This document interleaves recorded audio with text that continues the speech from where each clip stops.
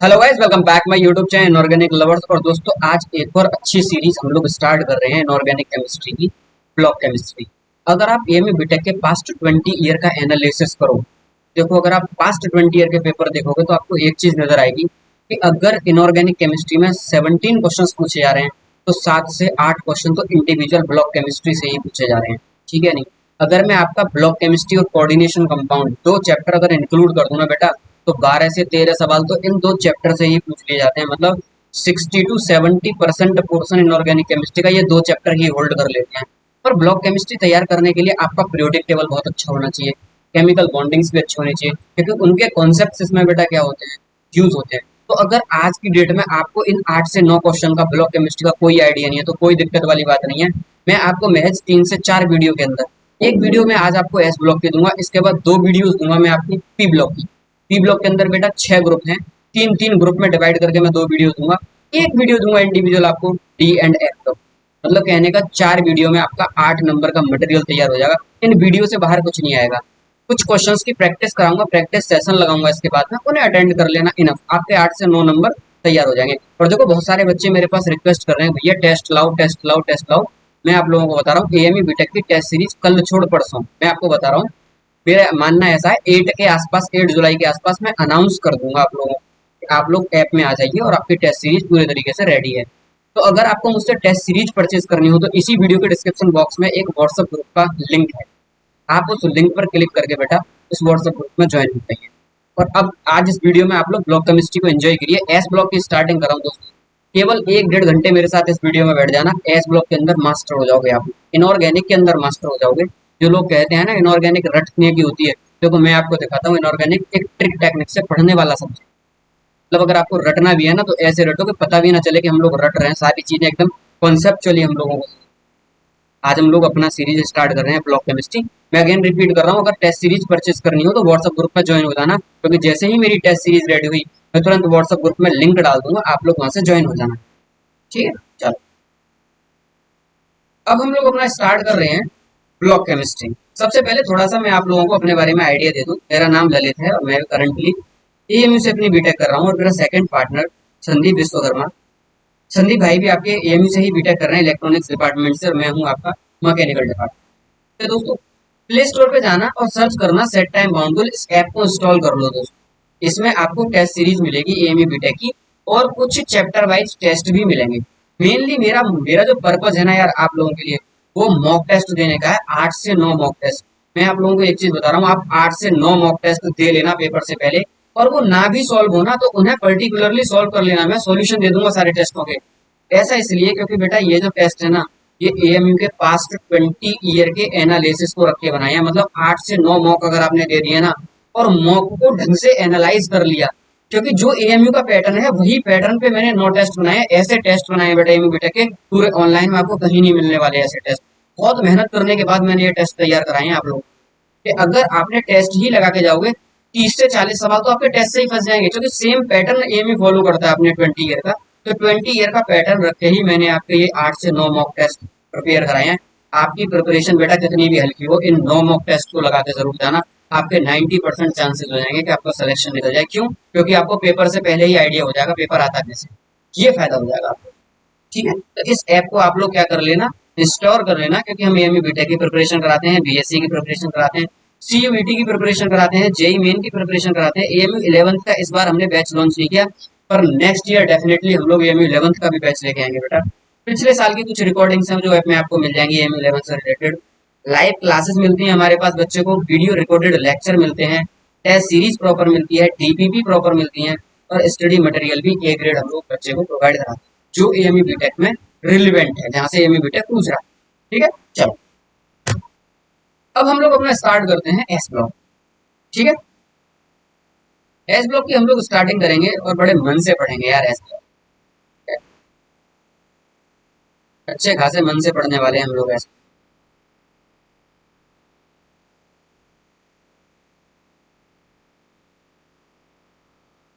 चलो, सबसे पहले स्टार्टिंग करता हूं मैं एस ब्लॉक की डेफिनेशन से। आप लोग पेशेंस के साथ बैठना बेटा, मेरी एक चीज याद रखना यार, पेशेंस रखना पढ़ने के लिए। इनऑर्गेनिक एक ऐसा सब्जेक्ट है जो पेशेंस मांगता है। अगर आपने पेशेंस रख के मेरे साथ सीखा तो आप पूरा सिलेबस सीख जाओगे, आपको पता भी नहीं चलेगा हम कहाँ से। अगर आपके अंदर पेशेंस नहीं है, घंटे बैठ के एकदम डेडिकेटली वीडियो देखने का, बहुत ही रेयर चांस है कि बेटा आप लोगों का सिलेक्शन। मैं आपको इसलिए कह रहा हूँ क्योंकि इनऑर्गेनिक केमिस्ट्री में जो भी बातें मैं बोलूँ उन सबको नोट कर लेना। आपको बस एक काम करना है कि ये जो मैं पीडीएफ आपको ग्रुप में प्रोवाइड कराऊंगा, एक तो इसे केयरफुली अपने नोट्स बनाना, और जो बातें मैं बोल रहा हूँ कॉपी पे उन्हें भी लिखते जाना साथ के साथ, जिस भी लैंग्वेज में आप कंफर्टेबल हो उस लैंग्वेज में लिखना, और आपकी ब्लॉक केमिस्ट्री अच्छे लेवल पे तैयार हो जाएगी। इस रिटिन में जो आपके सामने लिखा हुआ है स्क्रीन पे, एक तो इस पे फोकस रखना, और दूसरी बात मेरी वर्डिंग पे फोकस रखना। मेरी इनऑर्गेनिक केमिस्ट्री में वर्डिंग ऐसी है बेटा कि मेरी वर्डिंग से ही आपको पूरी इनऑर्गेनिक केमिस्ट्री याद होगी। मेरे शब्दों पे आप बहुत ध्यान से सुनना, मैं कहना क्या चाहूँ। चलो सबसे पहले स्टार्ट करते हैं डेफिनेशन क्या है एस ब्लॉक का, एस ब्लॉक की। तो S block elements, S block की डेफिनेशन बोली कि S block elements are characterized by entry of their are characterized by entry of their differentiating electron, entry of their differentiating electron in S subcell। कहने का मतलब क्या, गौर से देखो। S block element are characterized by entry of their differentiating electron in F subcell। अब बच्चा कहेगा भैया ये डिफरेंशिएटिंग इलेक्ट्रॉन क्या होता है। देखो मैंने उसी के नीचे बच्चे को समझाया कि differentiating electron is nothing but last electron with respect to Aufbau principle. कि अगर अबाव प्रिंसिपल के हिसाब से अगर आप लोग इलेक्ट्रॉन की फिलिंग करते हो तो जो लास्ट इलेक्ट्रॉन जिस सबसेल के अंदर जाएगा उसी ब्लॉक का वो क्या हो जाएगा, एलिमेंट। जैसे अगर आप किसी भी एलिमेंट का इलेक्ट्रॉनिक कॉन्फ़िगरेशन करो और लास्ट इलेक्ट्रॉन उसका एस सबसेल में चला जाए तो समझ लेना वो एलिमेंट आपका कैसा है, एस ब्लॉक एलिमेंट।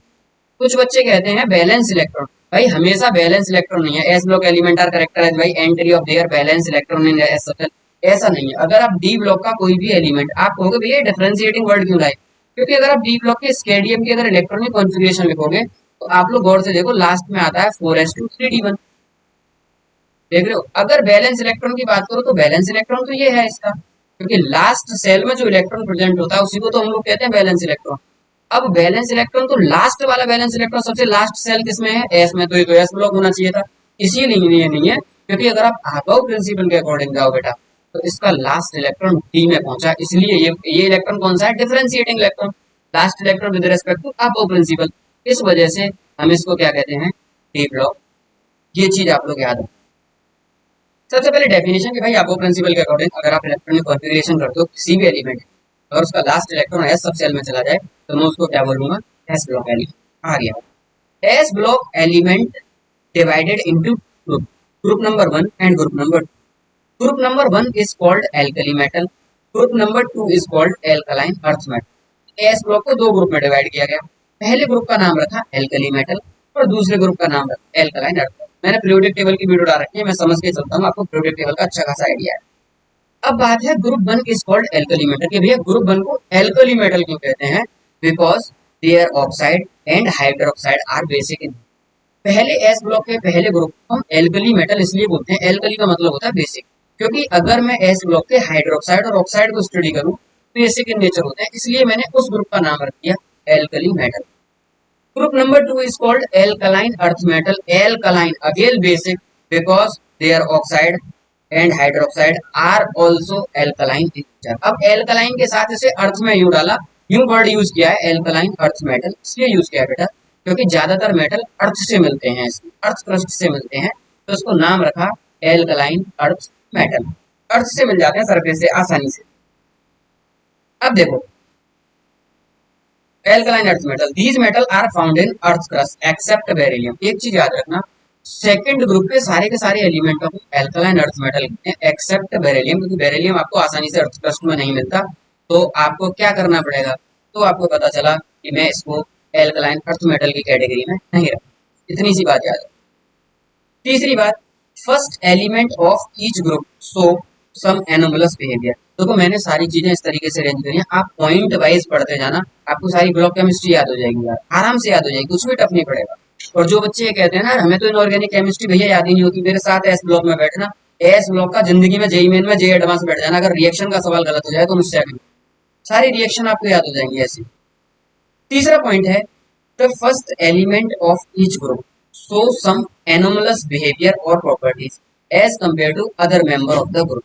कि अगर मैं किसी भी ग्रुप का कोई भी एलिमेंट अगर पहला पहला उठाऊं किसी भी ग्रुप का, तो ज्यादातर पहले एलिमेंट एनोमलस बिहेवियर शो करते हैं, मतलब कुछ डिफरेंट बिहेवियर शो करते हैं अपने ही ग्रुप के रिलेटिव एलिमेंट्स के साथ में, मतलब वो कुछ और शो कर रहे हैं, पहला एलिमेंट कुछ और बिहेवियर शो कर रहा है। उसके इस एनोमलस बिहेवियर का जो रीजन है ना, ड्यू टू किस वजह से कर रहा है, सबसे पहली बात है मेरे दोस्त कि उसका साइज छोटा है। देखो साइज कैसा है, स्मॉल। ग्रुप का सबसे पहला एलिमेंट है ऊपर वाला, टॉप टू बॉटम आने पे साइज बढ़ता है। पहले वाले का साइज क्या है, सबसे कम। साइज कम होने की वजह से उसका एनोमलस बिहेवियर, अकेला साइज नहीं है, सारे फैक्टर लिखे हैं। दूसरा हाइयर आयनाइजेशन एनर्जी, ग्रुप का जो पहला एलिमेंट होता है उसकी आयनाइजेशन एनर्जी ज्यादा होती है। अगर उसकी आयनाइजेशन एनर्जी ज्यादा है तो वो भी रेस्पॉन्सिबल है उसके एनोमलस बिहेवियर। तीसरी बात हाइयर इलेक्ट्रोनेगेटिव, हम सब लोग जानते हैं जैसे जैसे साइज बढ़ता है टॉप टू बॉटम जाने पे किसी इलेक्ट्रोनेगेटिविटी घटती है। तो सबसे पहले वाले एलिमेंट की इलेक्ट्रोनेगेटिविटी सबसे ज्यादा है, इस वजह से वो एनोमलस बिहेवियर होता है। और चौथी बात, absence of vacant D orbital, बहुत इंपॉर्टेंट है। ये वो जो पहला ग्रुप का जो एलिमेंट होता है ना, ज्यादातर ये पी ब्लॉक में, मतलब सही बात है जो भी मैं लिख रहा हूँ, absence of vacant D orbital, मतलब सेकंड पीरियड के हिसाब से बात करता हूँ मैं। तो सेकंड पीरियड के जितने भी एलिमेंट हैं पहले पहले, सब एनोमलस बिहेवियर शो करते हैं। मेरी बात गौर से सुनना, सेकंड पीरियड के, फर्स्ट पीरियड में भूल जाओ, हाइड्रोजन और हीलियम उन दोनों को निकाल दो। सेकंड पीरियड से बात करते हैं, तो इधर लिथियम, तो उधर एंड में पहुंचते पहुंचते आपका नियॉन। मैं आपको क्या बताना चाह रहा हूँ, ये जो पहले पहले एलिमेंट है ना सारे के सारे ग्रुपों के, लिथियम से लेके नियॉन, सेकंड पीरियड में ये सब एनोमलस बिहेवियर शो करते हैं, क्योंकि इनके अंदर वैकेंट डी ऑर्बिटल प्रेजेंट नहीं होता। डी कहाँ से स्टार्ट होता है, डी स्टार्ट होता है भैया थ्री से। डी कहाँ से स्टार्ट होता है, थ्री से। क्योंकि डी थ्री से स्टार्ट होता है तो इनके अंदर वैकेंट डी प्रेजेंट रहता है। क्या प्रेजेंट रहता है, vacant, sorry vacant D absent होता है, क्योंकि डी तो इनके अंदर है ही नहीं। अगर डी बेटा इसके अंदर नहीं है, मेरी बात याद रखना, इस वजह से ये एनोमलस बिहेवियर शो करता है। क्या है वो एनोमलस बिहेवियर, टेंशन मत लो, डिटेल में बताऊंगा। सबसे पहले पेज पे मैंने आपको बताया डेफिनेशन क्या है। एस ब्लॉक के दो ग्रुप होते हैं। तीसरी बात, पहला पहले ग्रुप का पहले पहले एलिमेंट सब एनोमलस बिहेवियर शो कर। ठीक है, चलो आगे बढ़ते हैं। चलिए बेटा आगे स्टार्ट करते हैं। ग्रुप नंबर वन ये रहा आपका, तो ग्रुप नंबर टू ये रहा। ग्रुप नंबर वन में बेटा कौन कौन से एलिमेंट है, हलीना की रफ से फरियाद, हाइड्रोजन है, लिथियम है, सोडियम, पोटेशियम है, रुबिडियम है, सीथियम है, फ्रांसियम। मैं आपको एस ब्लॉक में दोनों ग्रुप मिक्सअप पढ़ाऊंगा, रिएक्शन में भी मिक्स कर दूंगा, कुछ मैंने सेपरेट किया है। कहीं कहीं पे मैं दोनों चीजें एक साथ लेके चलूंगा, तो आप लोगों को ऐसा नहीं कि सेपरेट पहला ग्रुप पढ़ाऊं फिर दूसरा। दोनों बहुत ऑलमोस्ट 90% सिमिलर हैं, तो साथ में ही पढ़ेंगे दोनों एकदम मिला। पहला ग्रुप है हलीना की रफ से फरियाद। दूसरा ग्रुप का कोड है, मैंने आपको पीरियोडिक टेबल में बताया था, बेटा मांगे कार स्कूटर बाप राजी, मतलब बेरिलियम, मैग्नीशियम, कैल्शियम, स्ट्रोंसियम, बेरियम और आपका रेडियम। ठीक है नहीं, ये आपके क्या रहने वाले हैं बेटा, एलिमेंट्स रहने वाले हैं। ठीक है, अब इसके जो लास्ट एलिमेंट है फ्रांसियम, ये भी आपका रेडियो एक्टिव है, और रेडियम ये भी आपका कैसा है, रेडियो एक्टिव है। फ्रांसियम जो रेडियो एक्टिव है इसका हाफ लाइफ 21 मिनट है। पूछा जाता है, बहुत कम हाफ लाइफ होता है इसका, 21 मिनट है इसका हाफ लाइफ रेडियो एक्टिव। अब एक एक करके पढ़ना हम लोग स्टार्ट करेंगे। ग्रुप नंबर वन पढ़ते हैं सबसे पहले, हलीना की रब से फरियाद। ठीक है भैया, इसका जो जनरल इलेक्ट्रॉनिक कॉन्फ़िगरेशन है वो है आपका NS1। एन का मतलब यहाँ पे क्या है, एन है आपका पीरियड। एन आपको किसको रिप्रेजेंट कर रहा है, पीरियड को रिप्रेजेंट कर रहा है। तो पहला है तो 1s1, लिथियम का एटॉमिक नंबर 2 है 2s2, इसका 11 है 3s1। आपको पीरियड से देखना, पहला पीरियड तो 1s1, दूसरा पीरियड 2s1, तीसरा पीरियड 3s1, मतलब लास्ट इलेक्ट्रॉन के बारे में आप प्रिडिक्ट कर सकते हो। लास्ट इलेक्ट्रॉन या वैलेंस इलेक्ट्रॉन या आउटर मोस्ट इलेक्ट्रॉनिक कॉन्फ़िगरेशन जो है वो है आपकी NS1। तो 3s1, 4s1, 5s1, 6s1, 7, इस तरीके से आप क्या कर सकते हैं इलेक्ट्रॉनिक कॉन्फ़िगरेशन। इस वाले पॉइंट पे दोस्तों बाद में आना, इस वाले पॉइंट पे बाद में आना। मैंने आपको क्या बताया, ग्रुप नंबर वन के सारे क्या है आप एलिमेंट्स। इसके बाद जो आपका नेक्स्ट पेज है वो है ग्रुप नंबर वन की फिजिकल प्रॉपर्टीज। जैसे मैं आपको बताऊं, ग्रुप नंबर वन के जो जितने भी एलिमेंट होते हैं सारे के सारे सॉफ्ट होते हैं, लस्टर होते हैं। मतलब क्या होते हैं, काफी ज्यादा सॉफ्ट हैं और चमकीले टाइप के होते हैं। लस्टर मतलब चमकीलेपन के होते हैं। अगर आप बाहर निकाल के रखोगे, इनका सॉफ्ट एज काट के रखोगे तो तुम्हें दिखेगा बड़ा चमकीला सब निकल के आ रहा है, मतलब डस्टर नेचर निकल के आ रहा है। तो इसकी कुछ फिजिकल प्रॉपर्टीज पढ़ते हैं हम लोग एस ब्लॉक एलिमेंट्स की। फिजिकल प्रॉपर्टीज, पहली physical properties atomic and ionic size, top to bottom increases. जैसा इसमें है वैसा ही डिक्टो सेम बेटा किसमें होगा, वैसा ही डिक्टो सेम होगा सेकंड को, वैसा ही डिक्टो सेम बिल्कुल।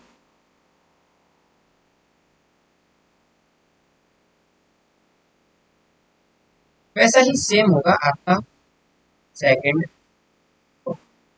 मेरी बात याद करते हैं ना साथ में। Group one top to bottom atomic size increases, group two का भी एटॉमिक साइज। दूसरी बात आती है डेंसिटी।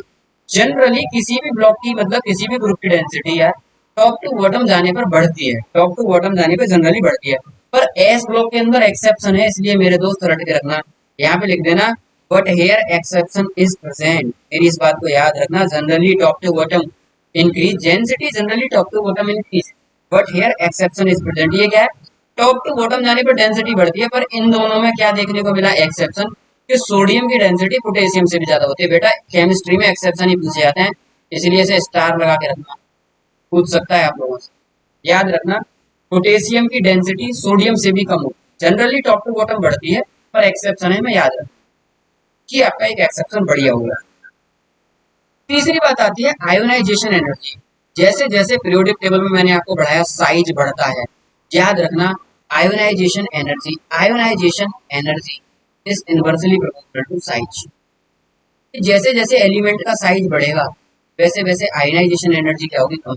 और मैंने कहा था ये चीज वैलिड है केवल कहाँ पे, वैलिड ओनली फॉर पीरियड में। आयनाइजेशन एनर्जी साइज पे डिपेंड नहीं करती, किस पे डिपेंड करती है, स्टेबल इलेक्ट्रॉनिक कॉन्फ़िगरेशन पे। डिटेल में मैंने यूट्यूब पर वीडियो डाला है पीरियोडिक टेबल की, जाके देख लेना अगर आपको समझ में नहीं आ रहा तो। आयनाइजेशन एनर्जी ग्रुप की बात चलिए तो साइज के इनवर्सली होता है, जैसे जैसे साइज बढ़ेगा आयनाइजेशन एनर्जी कम होगी, तो टॉप टू बॉटम जाने पर आयनाइजेशन एनर्जी क्या होगी, डिक्रीज। तो उसी हिसाब से मैंने आपका क्या तैयार कर दिया, order top to bottom decreases. चौथा फैक्टर है आपका इलेक्ट्रोपॉजिटिव करेक्टर। इलेक्ट्रोपॉजिटिव करेक्टर मतलब इलेक्ट्रॉन देने की टेंडेंसी किसकी अच्छी, जितना बड़ा साइज होगा उतनी आसानी से इलेक्ट्रॉन डोनेट कर देगा, क्योंकि इलेक्ट्रॉन का न्यूक्लियस के साथ में अट्रैक्शन वीक है। अट्रैक्शन क्या है, वीक है, जितना बड़ा साइज होगा। तो टॉप टू बॉटम जाने पर इलेक्ट्रोपॉजिटिव करेक्टर इंक्रीज होगा, ये भी याद रखना, ये ऑर्डर। अगला ऑर्डर है रिड्यूसिंग करेक्टर, भाई बहुत इंपॉर्टेंट है। जनरली टॉप टू बॉटम जाने पर रिड्यूसिंग करेक्टर बढ़ता है। रिड्यूसिंग करेक्टर बढ़ने का मतलब समझ रहे हो आप, जनरली में ये जो वर्ड लिखा है ना, all alkali metal are good reducing agent due to low ionization energy. इसकी आयोनाइजेशन एनर्जी लो होती है ना, तो अच्छा रिड्यूसिंग एजेंट होता है। रिड्यूसिंग एजेंट का मतलब समझ रहे हो, दूसरे वाले को रिड्यूस कर देना, सामने वाले को रिड्यूस कर देना। तो जब सामने वाले को रिड्यूस करोगे तो खुद का क्या होगा, ऑक्सीडेशन। खुद के ऑक्सीडेशन का मतलब क्या, खुद का इलेक्ट्रॉन डोनेट करना। और सबसे अच्छा जो इलेक्ट्रॉन डोनेट करता है, हमें लगता है टॉप टू बॉटम आने पर सबसे अच्छा इलेक्ट्रॉन डोनेट कर देगा, पर एक्चुअल में खाली रिड्यूसिंग करेक्टर इलेक्ट्रॉन के डोनेशन से नहीं, इलेक्ट्रोड पोटेंशियल से जज किया जाता है, इलेक्ट्रोड पोटेंशियल से। किससे बेटा, इलेक्ट्रोड पोटेंशियल से, कि जिसका रिडक्शन पोटेंशियल ज्यादा उतना अच्छा रिड्यूसिंग एजेंट। और जो हमने इलेक्ट्रोकेमिकल सीरीज बनाई है, जो हमने बेटा इलेक्ट्रोकेमिकल सीरीज अपनी बनाई है, उसको कैसे हमने बनाया, उसको हमने ऑक्सीडेशन पोटेंशियल के इंक्रीजिंग ऑर्डर में बनाया है, मतलब रिडक्शन पोटेंशियल के घटते हुए ऑर्डर में बनाया है। जो सबसे ऊपर है उसका रिडक्शन पोटेंशियल सबसे ज्यादा, सबसे ऊपर होता है बेटा लिथियम। लिथियम का रिडक्शन पोटेंशियल सबसे ज्यादा, मतलब सबसे अच्छा रिड्यूसिंग एजेंट। तो याद रखना टॉप टू बॉटम आने पर रिड्यूसिंग करेक्टर बढ़ता है, पर लिथियम एक एक्सेप्शन है।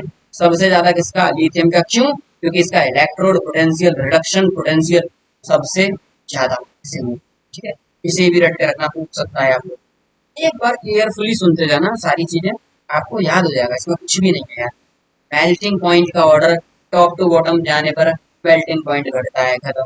Boiling point top to bottom जाने पर बॉइलिंग पॉइंट घटता है। तो एक एक्सेप्शन है बॉइलिंग पॉइंट में, कि सीजियम और रूबिडियम में सीजियम का बॉइलिंग पॉइंट कम होता है, इससे तो इन दोनों को आपस में क्या कर देना, बॉइलिंग पॉइंट में इंटरचेंज। अल्दो आज तक पूछा कभी नहीं गया, पर मैं बता के चल रहा हूँ। ये ऑर्डर बहुत पूछे जाते हैं, आयनिक मोबिलिटी। भैया किसकी आयनिक मोबिलिटी ज्यादा होगी, मतलब अगर ये आयंस में टूट जाए और मैं इन्हें सॉल्यूशन के अंदर डाल दूं तो कौन सबसे ज्यादा मूव करेगा। तो याद रखना जिसका साइज जितना छोटा होता है उसका मूवमेंट ब्लॉक हो जाता है, उसको ज्यादा वाटर पार्टिकल क्या कर लेते हैं, घेर लेते हैं। कोई छोटा आदमी हो से बड़े बड़े लोग क्या कर लेते हैं, घेर लेते हैं। कुछ ऐसा ही सिस्टम है कि सीजियम हमारा बड़ा है भाई, दबंग टाइप का है, इसे कोई वाटर घेरने नहीं आएगा, ये आराम से फ्रीली मूव कर सकता है। बात समझ पा रहे हो, वही चीजें जो हमारी डे टू डे लाइफ में लागू होती है, वही चीजें इन मॉलिक्यूल्स के अंदर भी होती है। कि जितना बड़ा उतना ही आसानी से मूवमेंट कर सकता है, किधर भी आ जा सकता है, जितना छोटा कहीं भी आ जा नहीं सकता। तो आयनिक मोबिलिटी टॉप टू बॉटम जाने पर घटती है, याद रखना मेरी बात। आयनिक मोबिलिटी इज डायरेक्टली साइज। इसको याद है। ठीक, ये आपका दूसरी स्लाइड का। अब बैक आता हूँ मैं इसी स्लाइड पे। मैंने क्या करा, आपको ग्रुप वन के सारे एलिमेंट पढ़ाए। उसके बाद मैंने सबकी 8-9 फिजिकल प्रॉपर्टीज पढ़ाई, इन पे फोकस जरूर करना है एक बार। उसके बाद में आते हैं दूसरे पॉइंट पे कि इसमें जो लिथियम एलिमेंट होता है पहले वाला, वो डायगोनली रिलेशनशिप रखता है किसके साथ में, मैग्नीशियम के साथ। अब क्या मतलब होता है इस डायगोनल रिलेशनशिप का, मैं बताता हूँ। डायगोनल रिलेशनशिप कुछ नहीं है, वही है पोटेंशियल टाइप का ही है। ये क्या बताता है, ये एक रेशो है। डायगोनल रिलेशनशिप एक रेशो है किसका, चार्ज बाई साइज का। चार्ज बाई साइज का। Phi is what, phi is nothing but charge by size. तो ऐसा देखा गया कि लिथियम का charge by size ratio magnesium के चार्ज बाई साइज रेशो के ऑलमोस्ट बराबर होता है। इसी को कहते हैं डायगोनल रिलेशनशिप। कि लिथियम पे चार्ज 1 और लिथियम की रेडियस नीचे डिवाइड बाई लिथियम का साइज। ऐसे ही मैग्नीशियम पे चार्ज 2, मैग्नीशियम का डिवाइडेड बाई साइज। जब इस रेशो को निकालते हैं ना, ऑलमोस्ट सेम आते हैं। इसी को कहते हैं डायगोनल। अब देखो क्या होता है, due to due to this diagonal relationship lithium show anomalous behaviour. Anomalous behaviour show करता है किसमें, अपने ग्रुप के अदर एलिमेंट से एनोमलस बिहेवियर शो करता है इस डायगोनल रिलेशनशिप से।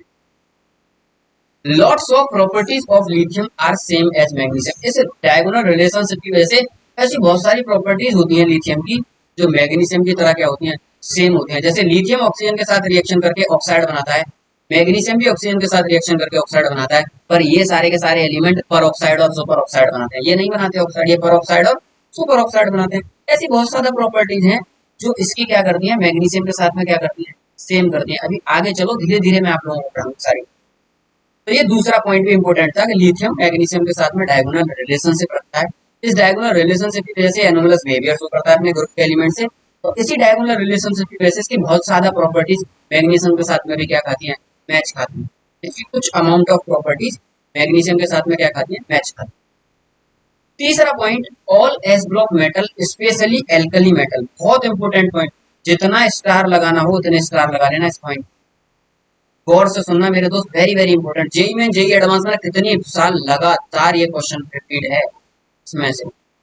जहां जहां पे मैं आपको फोकस करने को कहता जाऊं मेरे दोस्त, वहां वहां ब्लाइंडली मुझ पे ट्रस्ट रख के फोकस करते जाना उन पॉइंट को। गौर से सुनो क्या होता है। इसने कहा all S block metal specially alkali metal dissolve in liquid ammonia. गौर से देखना, dissolve in liquid ammonia solution and produce intense blue colour solution. कि जब भी मैं एस ब्लॉक मेटल को, स्पेशली एस ब्लॉक में पहला ग्रुप एल्कली मेटल को, अगर मैं लिक्विड अमोनिया के सॉल्यूशन के अंदर डिसॉल्व करूंगा बेटा, तो ये एक इंटेंस ब्लू कलर का सॉल्यूशन देता है। और वो सॉल्यूशन मेरा कैसा है, एज स्ट्रॉन्ग रिड्यूसिंग एजेंट। यहाँ पे लिख लेना बेटा, मिट गया है, स्ट्रॉन्ग रिड्यूसिंग एजेंट है। वो सॉल्यूशन मेरा कैसा, बहुत अच्छा रिड्यूसिंग एजेंट है। ये इतना अच्छा रिड्यूसिंग एजेंट है कि हम इसको, इसी चीज को ऑर्गेनिक केमिस्ट्री की एक बहुत फेमस रिएक्शन में यूज करते हैं जिसका नाम है वर्च रिडक्शन।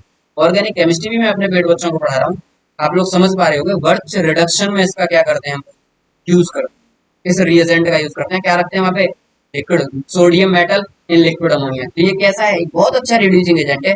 ये रिड्यूसिंग एजेंट क्यों है, due to presence of solvated ammoniated electron. ये भैया सॉल्वेटेड अमोनिएटेड इलेक्ट्रॉन है ना, इनकी वजह से ये कैसा है आपका, बहुत ही अच्छा रिड्यूसिंग एजेंट है। मेरी बात अगेन रिपीट रखना, S block metal specially alkali metal जब भी मैं लिक्विड अमोनिया के अंदर डिसॉल्व करता हूँ मेरे दोस्त, तो इंटेंस ब्लू कलर का सॉल्यूशन तैयार होता है। पहली बात ये, जब भी मैं एस ब्लॉक के मेटल को लिक्विड अमोनिया के अंदर डालूंगा तो एक इंटेंस ब्लू कलर का सॉल्यूशन तैयार होगा। पहला पॉइंट आपके दिमाग में। दूसरा पॉइंट, दूसरे पॉइंट पे आओ, मेटल को अगर मैं लिक्विड अमोनिया में डाला हूं तो जो इंटेंस ब्लू कलर का सॉल्यूशन बनना है उसके अंदर प्रोसेस क्या क्या हो रहा है, उस चीज को थोड़ा सा समझते हैं डिटेल में। कि मैंने मेटल को लिक्विड अमोनिया के अंदर डाला। अब मैं आपको बताऊं, अमोनिया जो लिक्विड होती है वो शायद मुझे जहां तक पता है माइनस का 26 डिग्री सेल्सियस पे या 29 डिग्री सेल्सियस के आसपास हो, माइनस में।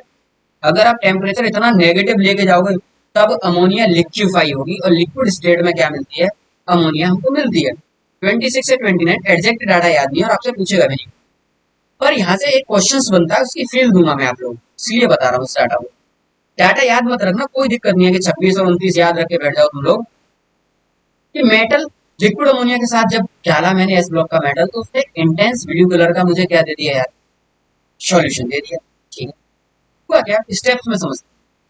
सबसे पहली स्टेप, मेटल क्या करेगा, मेटल अपना इलेक्ट्रॉन डोनेट, मेटल का काम है इलेक्ट्रॉन देना, मैंने कहा मुझसे भाई जो मेरा काम है वो कर दो पहले। मेटल ने अपना इलेक्ट्रॉन दे दिया और M प्लस की फॉर्म में आ गया। अब जैसे ही ये M प्लस बना, इस M प्लस के पास अमोनिया के लिक्विड अमोनिया के एक्स मॉलिक्यूल आए और बेटा ये कॉम्प्लेक्स बना लिया। मेटल प्लस लिक्विड अमोनिया के एक्स मॉलिक्यूल के साथ में क्या बना लिया, एक कॉम्प्लेक्स बना लिया। इस कॉम्प्लेक्स का नाम है सॉल्वेटेड अमोनिएटेड इलेक्ट्रॉन। ये मैंने गलत लिख दिया बेटा, सॉल्वेटेड अमोनिएटेड। एक सेकंड, यहाँ पे थोड़ा सा एक चीज ऐड करनी है, मेटल आइन। इस चीज को हम लोग बोलते हैं सॉल्वेटेड अमोनिएटेड और आपका मेटल आइन, और आपका क्या, मेटल, ठीक, सॉल्वेटेड अमोनिएटेड मेटल आइन। ओके, दूसरा है आपका इलेक्ट्रॉन। अब ये जो मेटल ने तो एक्स मॉलिक्यूल अमोनिया के साथ दूसरी स्टेप में ये सॉल्वेटेड अमोनिएटेड मेटल आइन का कॉम्प्लेक्स बना लिया। अब बचा ये इलेक्ट्रॉन, इस इलेक्ट्रॉन ने भी वाई मॉलिक्यूल ऑफ अमोनिया के साथ में एक कॉम्प्लेक्स बनाया, इलेक्ट्रॉन वाई मॉलिक्यूल अमोनिया के साथ एसोसिएटेड होकर ये कॉम्प्लेक्स आपका बना के क्या कर दिया मेरे, तैयार कर दिया ये कॉम्प्लेक्स। इस कॉम्प्लेक्स का नाम है सॉल्वेटेड अमोनिएटेड इलेक्ट्रॉन। इस इलेक्ट्रॉन ने बनाया है तो सॉल्वेटेड अमोनिएटेड इलेक्ट्रॉन। और मेरे दोस्त यही सॉल्वेटेड अमोनिएटेड इलेक्ट्रॉन रेस्पॉन्सिबल होता है इंटेंस ब्लू कलर के लिए। ये जो सॉल्यूशन इंटेंस ब्लू कलर दे रहा है ना, ये इसी सॉल्वेटेड अमोनिएटेड इलेक्ट्रॉन की वजह से दे रहा है। ये बात न जाने दसियों बार जेई में, जेई एडवांस में रिपीटेड है, ये में बीटेक में भी पूछी गई कि भैया ये जो एस ब्लॉक के मेटल हैं, अगर मैं इनको लिक्विड अमोनिया के अंदर डालूंगा तो ये इंटेंस ब्लू कलर सॉल्यूशन आया कहाँ से। तो रीजन याद रखना, due to solvated ammoniated electron की वजह से आया। ठीक है दोस्त, फिर ये बात याद रखना, due to solvated ammoniated electron की वजह से एक कॉम्प्लेक्स क्या दे देता है, ये सॉल्यूशन क्या दे देता है, सॉरी, इंटेंस। कुछ लाइनें मैंने इसके बारे में और अच्छी लिखी। यहाँ तक के ये दोनों पॉइंट आपको बिल्कुल क्लियर होने चाहिए, किसके, किसी के, आपके प्रॉपर्टीज के। दूसरा पॉइंट यहाँ से स्टार्ट करता हूँ मैं, तीसरा वाला पॉइंट। सबसे पहला एस ब्लॉक के मेटल को लिक्विड अमोनिया में डालेंगे, इंटेंस ब्लू कलर मिलेगा, वो इंटेंस ब्लू कलर, ये सारी चीज प्रैक्टिस करके जाना, थोड़ा सा बना के जाना है। एक तो ये बना, अगर मैं रिएक्शन को मर्ज कर दूं, ऐड कर दूं इन दोनों को, 1 और 2 को, तो देखो मेटल प्लस इस एक्स अमोनिया मॉलिक्यूल के साथ में, इलेक्ट्रॉन इस वाई अमोनिया मॉलिक्यूल के साथ में, तो ले देके हुआ क्या, ये जो मेटल प्लस है और ये जो इलेक्ट्रॉन है, ये ले देके मेटल प्लस किसके साथ में कनेक्ट हुआ बेटा, X plus Y ammonia molecule के साथ में कनेक्ट हुआ। और मेरे दोस्त जब ये X plus Y ammonia molecule के साथ में कनेक्ट हुआ प्लस इलेक्ट्रॉन, तो इसने क्या दिया, मेटल का एक कॉम्प्लेक्स दिया, इलेक्ट्रॉन का एक कॉम्प्लेक्स दिया। मेटल के कॉम्प्लेक्स का क्या नाम है, ये लिखा solvated ammoniated metal ion. Electron के कॉम्प्लेक्स का नाम क्या है, सॉल्वेटेड अमोनिएटेड। अब देखो आगे चलते, ब्लू कलर देने का रीजन कौन है, सॉल्वेटेड अमोनिएटेड। याद रखना, इसका नोट करके रखना। आगे मैंने लिखा it's blue colour is due to oxidation of solvated ammoniated lamp. इसके ब्लू कलर का जो रीजन है वो ये सॉल्वेटेड अमोनिएटेड लैम्प, क्योंकि सॉल्यूशन के अंदर क्या करता है, ऑक्सीलेट करता है। जब भी कोई चार्ज पार्टिकल ऑक्सीलेट करता है तो वो इलेक्ट्रोमैग्नेटिक रेडिएशन या इलेक्ट्रोमैग्नेटिक वेव क्या करता है बेटा, एमिट करता है। अगर वो इलेक्ट्रोमैग्नेटिक वेव अगर हमारे विजिबल रीजन में लाई कर जाए तो हमें वो लाइट दिखती है। अगर विजिबल रीजन में लाई ना करे, किसी और एनर्जी जोन में लाई कर जाए, तो हमें पता ही नहीं चलता कि एक्चुअली में कोई चीज कलर्ड है भी या नहीं। ठीक है, तो जितनी भी चीजें कलर्ड है वो इसी वजह से कलर्ड हमको दिख रही है, क्योंकि कलर एमिट कर रहा है। अगर कोई चार्ज पार्टिकल अगर कलर दिख रहा है तो उसका जो इलेक्ट्रोमैग्नेटिक वेव का जो स्पेक्ट्रम है वो हमारे अगर विजिबल रीजन में लाई कर रहा है तो हमें वो कलर दिख रहा है। वैसे कलर्ड दिखने के और भी बहुत सारे रीजन होता है, रिफ्लेक्शन भी रीजन होता है। आप डालो खुद कोई भी लाइट एमिट ना करे, पर रिफ्लेक्शन से एमिट करे, किसी की ले ले, ऑब्जर्व कर ले, फिर उसे एमिट करे। बहुत सारे एग्जाम्पल है, मून है अपना। चलो, मेरे पढ़ाने का मतलब ये है कि इसका जो ब्लू कलर है सॉल्वेटेड अमोनिएटेड है। एक तो ये बात याद है, सॉल्वेटेड अमोनिएटेड जैसे जो कि we know electromagnetic acceleration charge particle emit electromagnetic radiation. इस वजह से ये क्या दिखता है, अगर वो इलेक्ट्रोमैग्नेटिक रेडिएशन अगर हमारे विजुअल रीजन में लाई करता है तो हमें कलर दिखता है। This is the first case when electron is entering solution, entering in solution, otherwise electron always present on metal. ये दुनिया का ऐसा पहला सॉल्यूशन है जिसमें इलेक्ट्रॉन पहले से ही प्रेजेंट है। तभी तो मैंने कहा बहुत अच्छा रिड्यूसिंग एजेंट है, ऑर्गेनिक केमिस्ट्री की बर्च रिडक्शन में यूज किया जाता है। मैं रिएक्शन नहीं बताऊंगा, एल्काइन को क्या करता है, आपका काम है सर्च करना जा क्या करता है। एल्काइन को किसमें कन्वर्ट करता है, एल्कीन में कन्वर्ट करता है। किस एल्कीन में कन्वर्ट करता है, सिस में कन्वर्ट करता है, ट्रांस में कन्वर्ट करता है। सारे क्वेश्चंस पूछे जाते हैं, सर्च करना जाके। पर बर्च रिडक्शन में जो रिएजेंट यूज होता है वो बेटा यही यूज होता है जो आपको। तो अच्छा रिड्यूसिंग एजेंट है, क्योंकि इसके सॉल्यूशन में पहले से ही इलेक्ट्रॉन तैयार बैठा है, आ जाओ ले जाओ, जिसे दे दिया उसका रिडक्शन कर दिया, रिडक्शन तो बेहतरीन रिड्यूसिंग एजेंट। आगे पढ़ते हैं। It is using in birch reduction, in organic birch reduction, ठीक है। अब गौर से सुनना, अगला पॉइंट गौर से सुनना। When obtaining blue colour solution, इसे डालना पॉइंट नंबर 4 इसी में, ये आर्टिकल बहुत फेमस है, पॉइंट नंबर 4। इसमें कहा, सॉरी सॉरी सॉरी मैंने पॉइंट नॉट पॉइंट नंबर, मैंने कहा आप लोगों से when obtaining blue colour solution containing solvated ammoniated electron. अब ये जो कॉम्प्लेक्स हमें मिला, हमें मिल गया, गौर से देखना, आगे एडवांस का है। एएमई बीटेक तो बेटा इससे आगे बढ़ा ही नहीं है, मेंस भी इससे आगे नहीं बढ़ा, पर एडवांस पढ़ा है, देखो कैसे बढ़ा है। उसने कहा when obtaining blue colour solution containing solvated ammoniated electron, ये जो कॉम्प्लेक्स मिला, इसे हीटिंग, या तो इसे हीट करो या वेट करो allow to come at room temperature. इसे हीट करने की जरूरत नहीं है, ये कॉम्प्लेक्स बन ही कितने पर है, मैंने आपको अभी भी पीछे बताया, लिक्विड अमोनिया कितने पे, 29 डिग्री माइनस में, तो ये ऑलरेडी माइनस 29 डिग्री सेल्सियस पे बन रहा है। अगर मैं इसे रूम टेम्परेचर 25-27 तक आने का मौका दूंगा तो देखना 50 डिग्री सेल्सियस का चेंज हो गया, इसके लिए तो वो हीटिंग ही हो गई ना। तो चाहे तो आप हीट करो या वेट करो room cum at room temperature पे आने का। जैसे ही ये कॉम्प्लेक्स रूम टेम्परेचर पे आता देखना, then metal amide are formed along with liberation of hydrogen gas। कि भाई अगर मैं इस कॉम्प्लेक्स को छोड़ दूं रूम टेम्परेचर तक आने तक, तो यही मेटल कॉम्प्लेक्स इसमें कन्वर्ट हो जाता है बेटा, गौर से देखो, यही मेटल कॉम्प्लेक्स कन्वर्ट हो जाता है मेटल अमाइड में along with liberation of hydrogen। और हाइड्रोजन गैस क्या होती है, लिबरेट। ये मेटल अमाइड का फॉर्म होता है जब मेटल पहले ग्रुप का है, ग्रुप नंबर 1 का है, एस ब्लॉक का मेटल है, ग्रुप नंबर 1 का मेटल है, लिथियम है, सोडियम है, पोटेशियम है, रुबिडियम है, सीरियम, बस फ्रांसियम रेडियोएक्टिव से छोड़। अगर ये है तो मेटल अमाइड भी है। अगर आपका बेरिलियम है, मैग्नीशियम, कैल्शियम है, स्ट्रोंशियम है, बेरियम है, तो मेरे दोस्त मेटल हेक्साअमीन मिलेगा। In case of alkaline orbital metal hexaammine salt are obtain, very very important article है, गौर से देखना। अगर इस कॉम्प्लेक्स को मैं रूम टेम्परेचर तक आने के लिए छोड़ दूं, अगर मेटल मेरा एस ब्लॉक के ग्रुप नंबर 1 का है तो मेटल अमाइड बनाएगा, और ग्रुप नंबर 2 का है तो मेटल हेक्साअमीन बनाएगा, दोनों देख लो आगे रिएक्शन। अगर मेरा कॉम्प्लेक्स एस ब्लॉक का मेटल है, ये मेटल मेरा बेटा किसका है, group number 1, group number 1, number 1 का मतलब चाहे तो लिथियम, चाहे सोडियम हो जाए, चाहे कुछ भी हो। ये मेटल मेरा किसका है, एल्कलाइन अर्थ मेटल, मतलब कुछ भी हो जाए, बेरिलियम हो जाए हरा, मैग्नीशियम हो जाए, कैल्शियम हो जाए, स्ट्रोंशियम हो, कुछ भी हो जाए।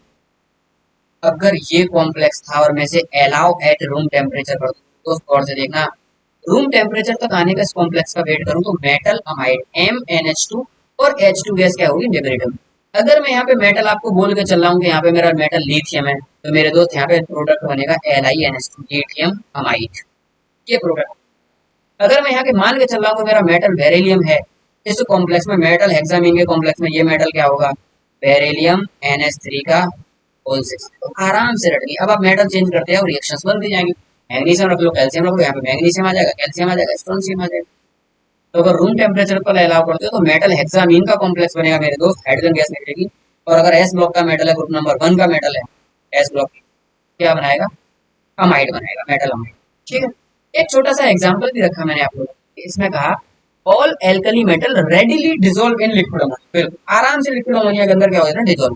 Give blue colour solution, this blue colour believed to be due to, ये भैया मिला जो हमें ब्लू कलर, वो किसकी वजह से मिला, तो वो ब्लू कलर हमें पहला ऑप्शन दिया, अमोनिएटेड कैटाइन की वजह से मिला। इस अमोनिएटेड कैटाइन की वजह से कहना चाह रहा है किसकी वजह से, इस अमोनिएटेड कैटाइन मेटल कैटाइन की वजह से ना, इसकी वजह से नहीं मिला। अमोनिएटेड एनाइन की वजह से मिला, एनाइन की वजह से, नेगेटिव पार्ट देखना भी, अमोनिएटेड इलेक्ट्रॉन की वजह से मिला, ammoniated cation and ammoniated electron ना मेरे दोस्त, अमोनिएटेड इलेक्ट्रॉन की वजह से। अमोनिएटेड एनाइन, इंडिविजुअल अमोनिया का एनाइन है उससे नहीं मिला, अमोनिएटेड इलेक्ट्रॉन एनाइन जो है उसकी वजह से मिला। तो आपका ऑप्शन नंबर सी, अमोनिएटेड के साथ में इलेक्ट्रॉन वर्ड ऐड होना बेटा बहुत जरूरी है, खाली एनाइन लिख दे तब भी सही, ठीक। चलो, ये आपकी मैंने चौथी प्रॉपर्टीज कराई, किसकी, प्रॉपर्टीज नंबर 3 कराई थी। इसी के बाद 4th नंबर पे मैंने आपकी ये सारे के सारे फिजिकल प्रॉपर्टीज रखी, इनको आगे करके मैंने आपको पढ़ा दिया है। उसके बाद में आपकी आती है प्रॉपर्टी, वो थर्ड हो गई प्रॉपर्टीज नंबर 4। ये आपकी प्रॉपर्टीज नंबर थर्ड। अब आपको पॉइंट पॉइंट में मार्क कर दिया है। एक चीज याद रखना, पहले इसको लिखना कॉपी पे, उसके बाद में ये सारी फिजिकल प्रॉपर्टीज लिखना, फिर आना अपने सेकंड पॉइंट पे, फिर आना अपने सेकंड पॉइंट इसको लिखना, फिर आना थर्ड पॉइंट पे, और फिर आना अपने फोर्थ। ठीक है, आओ चौथी चीज मैंने रखी फ्लेम टेस्ट। अगर हम एस ब्लॉक के मेटल्स अगर बंसर बर्नर पे गर्म करें, उनका फ्लेम को टेस्ट करें। जैसे मैंने आपको किसी मेटल का पाउडर दे दिया, मैंने कहा बताओ ये कौन सा मेटल है, एस ब्लॉक का, चलो बताओ। तुमने कहा भैया रुक जाओ, मैं इसे लैब में गर्म करके आता हूँ और इसका कलर देखो गर्म करने पे कैसा फ्लेम दे रहा है, फ्लेम से जज कर लो। तो इसी चीज को बोलते हैं फ्लेम टेस्ट। जब मैं एस ब्लॉक के मेटल्स का फ्लेम टेस्ट करने गया, तो मैंने देखा lithium, sodium, potassium, rubidium, caesium, ये सब फ्लेम टेस्ट में पार्टिसिपेट करते हैं। खास बात ये सब फ्लेम टेस्ट में पार्टिसिपेट करते हैं। पर अगर मैं दूसरे ग्रुप में गया तो बेरिलियम, मैग्नीशियम फ्लेम टेस्ट में पार्टिसिपेट नहीं करते। क्यों? इनका charge by size ratio high होता है। इतना चार्ज बाई साइज रेशियो इतना हाई है कि इलेक्ट्रॉन निकलता ही नहीं है इनके पास से, तो कोई फ्लेम टेस्ट देता ही नहीं है। रट के रखना, बेरिलियम और मैग्नीशियम दोनों फ्लेम टेस्ट नहीं देते। चलो, जो देते हैं उनका कलर याद रखना, वो पूछ लेता है। अब क्या पूछता है देखते हैं। लिथियम का जो कलर है वो है क्रिम्सन रेड, सोडियम का कलर है गोल्डन येलो, पोटेशियम का कलर है लाइलिक लाइलिक, रूबिडियम का कलर है वॉयलेट और सीजियम का कलर है ब्लू। मैं जब अपने टाइम पे बैठा था टेस्ट में, तो मैंने इसकी ट्रिक बना ली। सीजीएल ग्रेजुएशन करने के बाद एक रिटर्न होता है सीजीएल। जो लोग ऐसा इंजीनियरिंग की प्रिपरेशन करने वालों को तो आधों को तो पता भी नहीं होता कि सीजीएल का टेस्ट क्या होता है। सीजीएल एक रिटर्न होता है, उसके रिटर्न में रिटर्न क्लियर करने के बाद में वाइवा होता है, मतलब इंटरव्यू होता है। तो मैंने ट्रिक बना ली है कि सीजीएल के टेस्ट में क्या होता है, वाइवा होता है। क्या होता है? वाइवा। सीजीएल, अब मुझे याद रहता है सी का मतलब क्रिम्सन। ठीक बेटा, हमने ट्रिक बना ली। सी का मतलब क्रिम्सन रेड, जी का मतलब गोल्डन येलो, एल का मतलब लाइलिक। मुझे ये रट गई, एक बार मैंने नाम पढ़ ली तो मुझे याद आएगा। पी का मतलब वॉयलेट, और बी के बाद में ये वाला बी, ए के बाद बी वाला, इसका मतलब ब्लू। मैंने ट्रिक बना ली, सीजीएल के रिटर्न में बाइबा होता है, बी बी कर लिया। ऐसे ही जब मैं अगले मेटल को स्टडी करने गया बेटा, दूसरे ग्रुप वाला, सेकंड ग्रुप, तो बेरिलियम था आपका, मैग्नीशियम था, कैल्शियम था, स्ट्रोंशियम था, बेरियम।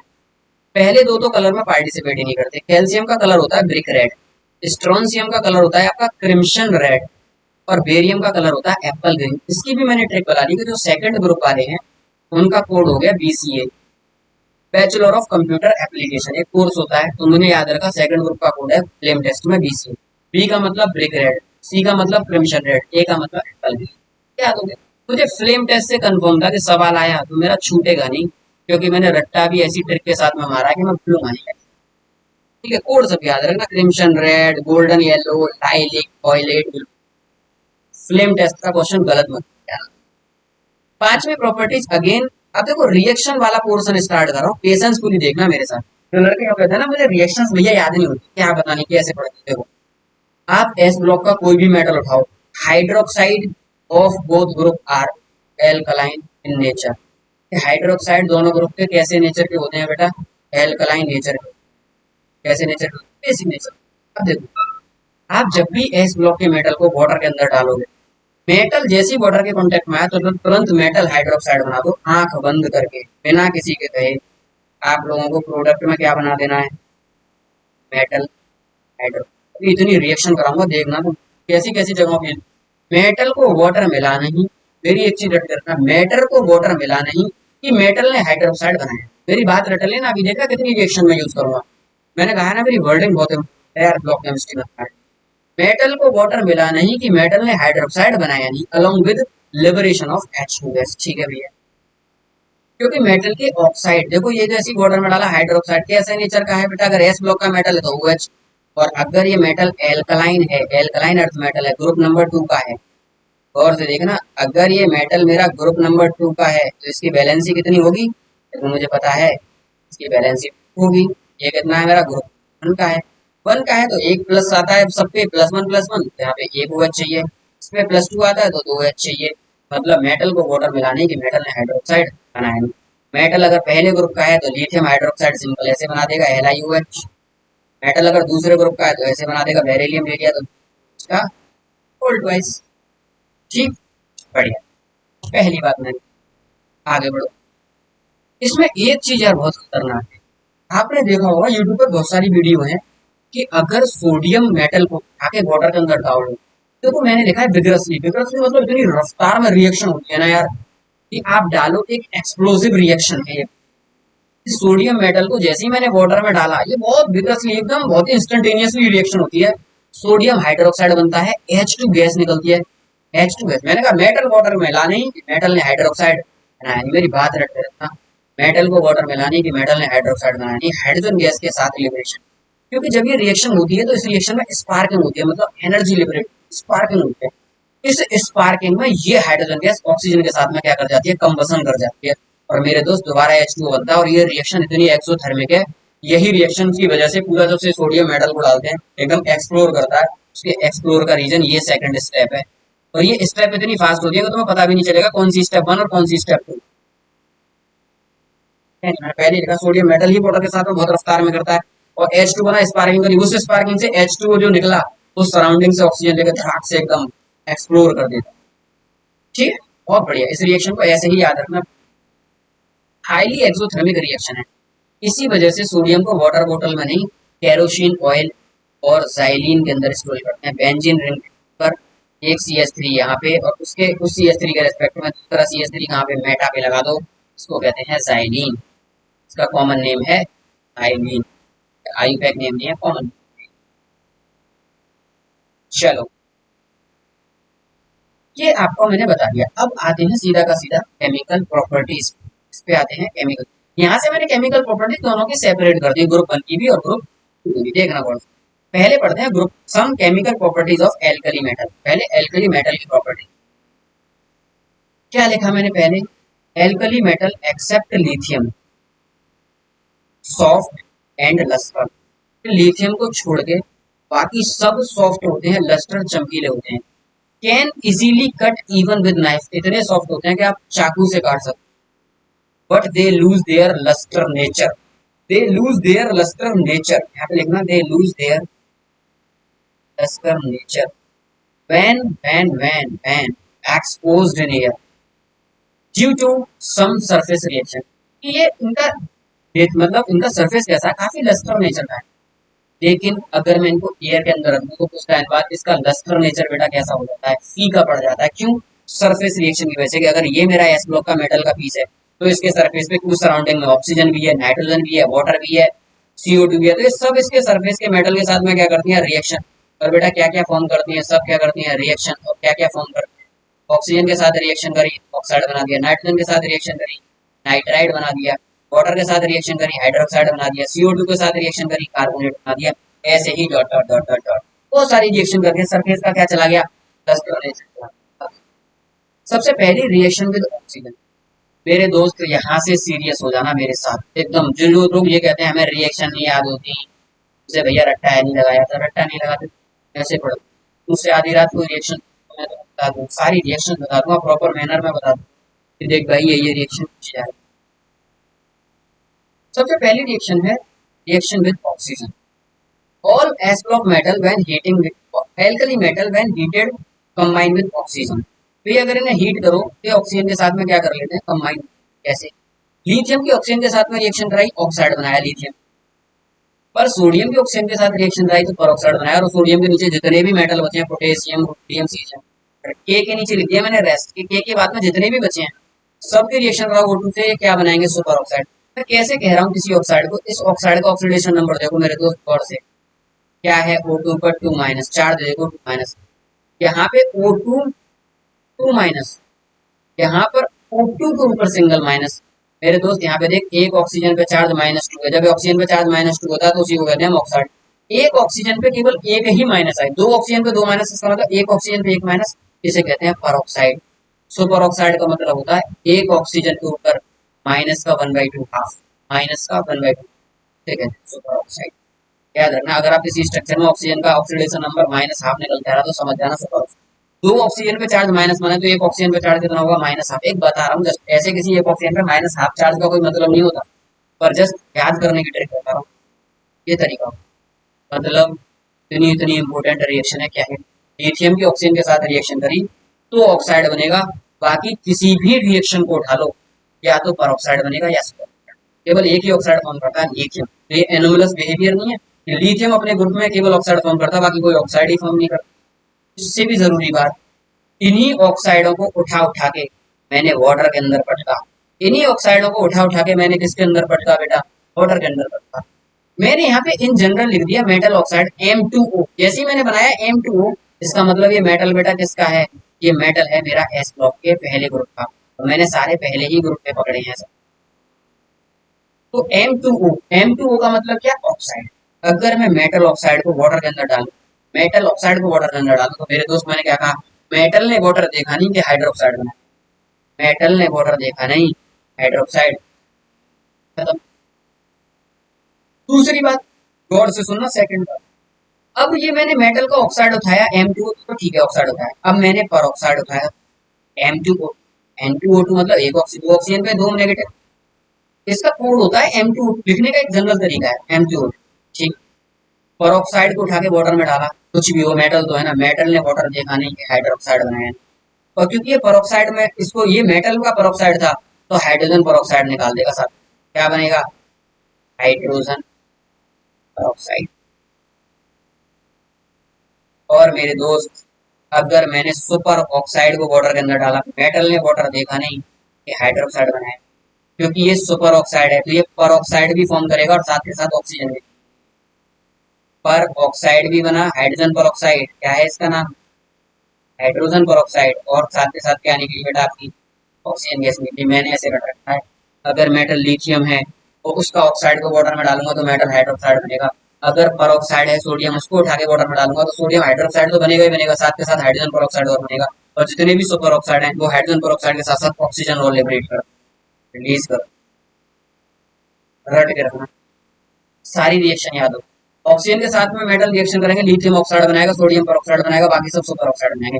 लिथियम का ऑक्साइड वाटर के अंदर डालूंगा तो मेटल हाइड्रोक्साइड बनाएगा, जबकि सोडियम के पर ऑक्साइड को अगर मैं वाटर के अंदर डालूंगा तो क्या बनाएगा? सोडियम का ऑक्साइड बनाएगा, और क्या बना देगा साथ साथ? हाइड्रोजन पर ऑक्साइड। सुपर ऑक्साइड को, पोटेशियम को उठा के वाटर के अंदर डालूंगा तो क्या बनाएगा? पोटेशियम हाइड्रोक्साइड बनाएगा, हाइड्रोजन पर ऑक्साइड बनाएगा, और H2 गैस, O2 गैस भी क्या करेगा? रिलीज। रिएक्शन में कहीं से भी आपसे क्वेश्चन है, सारी रिएक्शन मेरे ब्रेन में याद होगी आराम से। चलो भाई, बहुत बढ़िया, आगे बढ़ते हैं। यहाँ पर आपको मेरी स्क्रीन की वजह से कुछ दिख नहीं रहा होगा, कोई दिक्कत नहीं है, मैं अपनी स्क्रीन छोटी करके जब यहाँ पे टॉपिक पढ़ाऊंगा मैं आपको दिखा दूंगा, टेंशन मत। ठीक है, ये मत सोचना कि भैया ये नहीं दिख रहा, अभी दिखता है, दिखा दूंगा। अगला है आपका रिएक्शन नंबर थर्ड। पहली रिएक्शन मैंने ये बताई कि सब सरफेस रिएक्शन करके क्या क्या कर लेते हैं। दूसरी रिएक्शन में इंडिविजुअल मैंने ऑक्सीजन के साथ में रिएक्शन कराई। तीसरी रिएक्शन में मैं इंडिविजुअल नाइट्रोजन के साथ रिएक्शन कर रहा हूँ, सारे एल्कली मेटल नाइट्रोजन के साथ में कंबाइन करते हैं हीटिंग कर। ठीक, चलो भाई, लिथियम नाइट्रोजन के साथ रिएक्शन करके लिथियम नाइट्राइड बनाता है। नाइट्राइड, नाइट्राइड कैसे पता, कैसे पता करेंगे कौन नाइट्राइड है? एन के ऊपर 3 माइनस आ जाए, समझ जाना नाइट्राइड है। ठीक, ये कंपाउंड पूरा क्या है? Lithium nitride.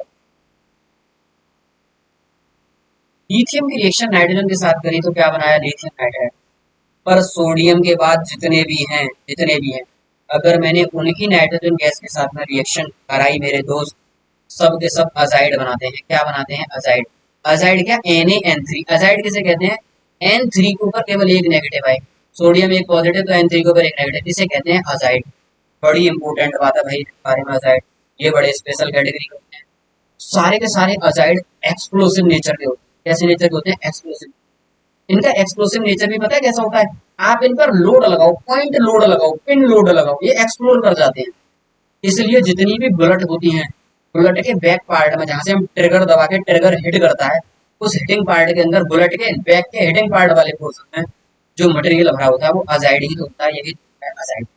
सबसे पहली बात अजाइड की स्पेशल बता रहा हूँ कि अजाइड एक एक्सप्लोसिव मटेरियल है। कब? पॉइंट लोड लगाने पे एक्सप्लोर कर जाता है। पॉइंट लोड लगाने पे क्या कर जाता है? एक्सप्लोर कर जाता है। दिवाली के टाइम पे बहुत सारे पटाखों में भी ये लगाया जाता है। इन पटाखों को ऊपर फेंचो, नीचे गिरेंगे आके, जब नीचे गिरेंगे आके लोड लगेगा, एकदम इंस्टेंटेनियस लोड लगेगा, तो लोड पे वो एक्सप्लोर करता है। इसीलिए बुलेट में जितने भी आप एक्सप्लोसिव चीजें देखते हैं उन सबके बैक पार्ट में क्या, अब ये मत कहना कि मिसाइल लॉन्च करते हैं भैया तो उसके भी बैक पार्ट में अजाइड ही लगाते हैं, क्योंकि अगर यार इसे लगाएंगे तो पॉल्यूशन बहुत क्रिएट होगा। उसके लिए हम हाइड्रोजन गैस का यूज करते हैं। हाइड्रोजन गैस एक बहुत ही अच्छा बर्निंग फ्यूल है और वो पॉल्यूशन भी कम क्रिएट, इसलिए उसका यूज। एनवायरमेंट का भी तो ध्यान रखना। तो मेरे दोस्त अजाइड के बारे में सबसे पहली बात जो आपको याद रखनी है, ये एक्सप्लोसिव नेचर की पॉइंट लोड लगाने को पड़ेगी। दूसरी स्पेशल बात जिसे मैं यहाँ पे लिखना भूल गया, याद रखना, अगर आपसे जिंदगी में कभी कोई ये पूछ रहे कि अजाइडों का अजाइडों से क्या मिलता है, तो अजाइडों की हीटिंग करने पे मेरे दोस्त, अजाइड्स की हीटिंग करने पे मेरे दोस्त प्योर नाइट्रोजन गैस मिलती है। मेरी वर्डिंग याद रखना, अजाइड की हीटिंग करने पे क्या मिलती है? प्योर नाइट्रोजन गैस मिलती है। अगर आपसे पूछे पूरी दुनिया में प्योर नाइट्रोजन गैस का सोर्स क्या है, तो कहना आप अजाइड है, अजाइड। कहने का मतलब मेरा ये है, अगर मैं यहाँ से कोई भी अजाइड पकड़ूं, सिंपल कुछ भी ले लूं, बेरियम अजाइड ले लूं, ये बड़ा पॉपुलर क्वेश्चन है, बेरियम अजाइड। अगर मैं इसकी हीटिंग करूँ ना, तो मुझे बेरियम मेटल मिलता है और N2 गैस मिलती है। ये जो N2 मिलती है ना, ये दुनिया की सबसे प्योरेस्ट फॉर्म है नाइट्रोजन। दूसरी ये स्पेशल बात है, स्टार लगा के इसे याद रखो। चलो, नाइट्रोजन के साथ रिएक्शन है, लिथियम नाइट्राइड बनाता है, बाकी सब अजाइड बनाते हैं। ये भी एनोमलस बिहेवियर है कि लिथियम की नाइट्रोजन के साथ रिएक्शन करा हो तो वो तो नाइट्राइड बना, जबकि उसके ग्रुप के सारे एलिमेंट क्या कर रहे हैं? अजाइड बना रहे हैं। ये एनोमलस बिहेवियर लिथियम के 4 क्वांटम की वजह से आता है। उसका साइज छोटा होता है, उसकी आयनाइजेशन एनर्जी ज्यादा होती है, इलेक्ट्रोनेगेटिविटी ज्यादा होती है, और वैकेंट डी ऑर्बिटल होता है। ये चार के चार रीजन होता है जो मैंने आपको पहली स्लाइड में बताए थे, जिसकी वजह से लिथियम क्या करता है? लिथियम क्या, कोई भी ग्रुप का पहला पहला एलिमेंट सेकंड पीरियड के वाले जितने भी एलिमेंट है पहले पहले ग्रुप के, सब एनोमलस बिहेवियर हैं अपने पीरियड के, अपने ग्रुप के करस्पॉन्डिंग एलिमेंट। ठीक। फोर्थ नंबर पे जो आपकी रिएक्शन है वो है रिएक्शन विद हाइड्रोजन। ठीक भाई, फोर्थ पर है आपकी रिएक्शन विद नाइट्रोजन। नाइट्रोजन के साथ में रिएक्शन क्या बनेगा? अभी आप कहोगे, अभी अभी तो आपने बताया कि एल्कली मेटल को लिक्विड अमोनिया में डालो, डिजोल्व हो जाता है इंटेंस लिक्विड, तो अमोनिया ही तो है, अमोनिया गैस के साथ रिएक्शन। बेटा ये गैस है वो लिक्विड था, गौर से देखो, लिक्विड अमोनिया। एल्कली मेटल को लिक्विड अमोनिया में डालने पर इंटेंस ब्लू कलर का सॉल्यूशन होता है, वो सारी कहानी अलग है। ये गैस है, अमोनिया गैस। वो रिएक्शन माइनस का 29 और 26 पे ऑपरेट हो रही है, और माइनस का 29 लिक्विड अमोनिया लिखा है मैंने पहले, तो वो चीज अलग है। ये क्या लिखा है मैंने यहाँ पे? ये भैया आपने लिखा है गैस, तो ये गैस की रिएक्शन है। लिथियम अमोनिया गैस के साथ रिएक्शन करके लिथियम नाइट्राइड बनाता है। लिथियम को नाइट्रोजन दिखा नहीं कि लिथियम ने नाइट्राइड बनाया नहीं। ऐसा ही है कि मेटल को बॉर्डर दिखा नहीं कि मेटल ने हाइड्रोक्साइड बनाया नहीं। रट के रखना, लिथियम को नाइट्रोजन दिखाने के लिथियम ने नाइट्राइड। देखो, lithium nitride along with hydrogen का लिबरेशन। तो अगर मेरे दोस्त बाकी बचे कुचे सारे के सारे मेटल इसी अमोनिया गैस के साथ रिएक्शन करके अमाइड बनाते हैं, क्या बनाते हैं? अमाइड। Sodium metal amide. जैसे सोडियम मेटल ले लिया तो सोडियम अलोंग विद हाइड्रोजन, मतलब फिर लिथियम का एनोमलस बिहेवियर, कि लिथियम के अमोनिया गैस से रिएक्शन कराएंगे तो लिथियम नाइट्राइड बनाएगा, पर बाकी सारे के सारे एलिमेंट क्या बनाएंगे? अमाइड बनाएंगे। रट के रखना है। पांचवी रिएक्शन स्टार लगा लो, रिएक्शन विद वाटर। तो भैया कितनी बार बताओगे, मेटल ने वाटर देखा नहीं कि मेटल ने हाइड्रोक्साइड बनाया नहीं, मेटल ने वाटर देखा नहीं कि मेटल ने हाइड्रोक्साइड बनाया नहीं। हाइड्रोक्साइड बनाने के साथ सॉल्यूशन कैसा हो गया? स्ट्रॉन्ग बेसिक इन नेचर हो गया, एल्कलाइन सॉल्यूशन हो गया। और एल्कलाइन सॉल्यूशन की टेस्टिंग में अगर आप रेड लिटमस को रखो तो किसका कन्वर्ट कर देता है? ब्लू में। ठीक है, ठीक है। छठी रिएक्शन है रिएक्शन विद हाइड्रोजन। अगर आप एस ब्लॉक के मेटल की रिएक्शन हाइड्रोजन के साथ में कराओगे मेरे दोस्त, मेटल हाइड्राइड बना देगा। कैसा बना देगा? Metal hydride. अब वो मेटल हाइड्राइड तीन कैटेगरी, मैं अपनी वीडियो छोटी कर लेता हूँ ताकि आप लोगों को दिखे।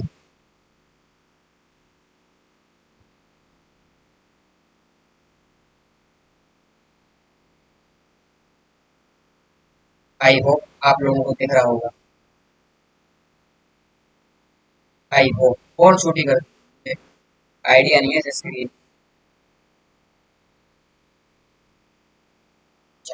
कोई दिक्कत। अब ये जो मेटल हाइड्राइड बनाया ना दोस्त, ये मेटल हाइड्राइड तीन कैटेगरी का होता है, बड़े पूछे जाते हैं यार, बड़े पॉपुलर है। यही मेटल हाइड्राइड आयनिक नेचर का हो सकता है, कोवेलेंट नेचर का होता है, और इंटरस्टिशियल नेचर का होता है। आयनिक नेचर का तब होगा अगर एस ब्लॉक के मेटल का हाइड्राइड है, एस ब्लॉक के मेटल का हाइड्राइड 100% आयनिक होगा एक्सेप्ट बेरिलियम। बेरिलियम का हाइड्राइड मेटल होने के बाद में भी, एस ब्लॉक का मेटल होने के बाद में, मेरे दोस्त रट करना, हाइड्राइड तीन कैटेगरी है, आयनिक, कोवेलेंट, इंटरस्टिशियल। आयनिक, कोवेलेंट और इंटरस्टिशियल। तो मेरी बात याद रखना, ये जो आयनिक नेचर वाला हाइड्राइड है s block, beryllium, P block के जितने भी मेटल हैं सारे के सारे कोवेलेंट हाइड्राइड बनाते हैं, और मेटल नहीं भी है उनके भी हाइड्राइड कैसे होते हैं, कोवेलेंट नेचर। पी ब्लॉक के वो एलिमेंट है जो नॉन मेटल हैं उनके हाइड्राइड भी कैसे हैं, कोवेलेंट। जो मेटल हैं उनके हाइड्राइड भी कैसे हैं, कैसे हैं बेटा, देख लो। बेरिलियम एक मेटल है, एल्यूमिनियम एक मेटल है, एल्यूमिनियम के हाइड्राइड भी कैसे हैं, सारे कोवेलेंट है। इंटरस्टिशियल हाइड्राइड बनते हैं अगर डी ब्लॉक का मेटल है हाइड्रोजन के साथ रिएक्शन कर रहा है मेरे दोस्त। डी ब्लॉक का मेटल हाइड्रोजन के साथ रिएक्शन कर रहा है, जो हाइड्राइड बनेगा वो आपका कैसा बनेगा, डी ब्लॉक में एलिमेंट का जो इंटरस्टिशियल हाइड्राइड। रट के रखना, एस ब्लॉक के मेटल बेरिलियम को छोड़ के सब आयन, पी ब्लॉक के मेटल बेरिलियम को भी इंक्लूड कर लो, वो भी मिला के कैसे, कोवेलेंट। और डी के कैसे, इंटरस्टिशियल हाइड्राइड बनाते हैं एम एच। अगर यहीं पे बेटा अगर ये मेटल किसका होता, अगर ये मेटल तुम्हारा एल्कलाइन अर्थ मेटल होता तो यहाँ पे एच के कितने ले लेता। यहाँ पर मेटल का ऑक्सीडेशन नंबर कितना होता है, हाइड्रोजन का कितना होता है। चलो बढ़िया, अगले ग्रुप पे आ जाओ। अगला पेज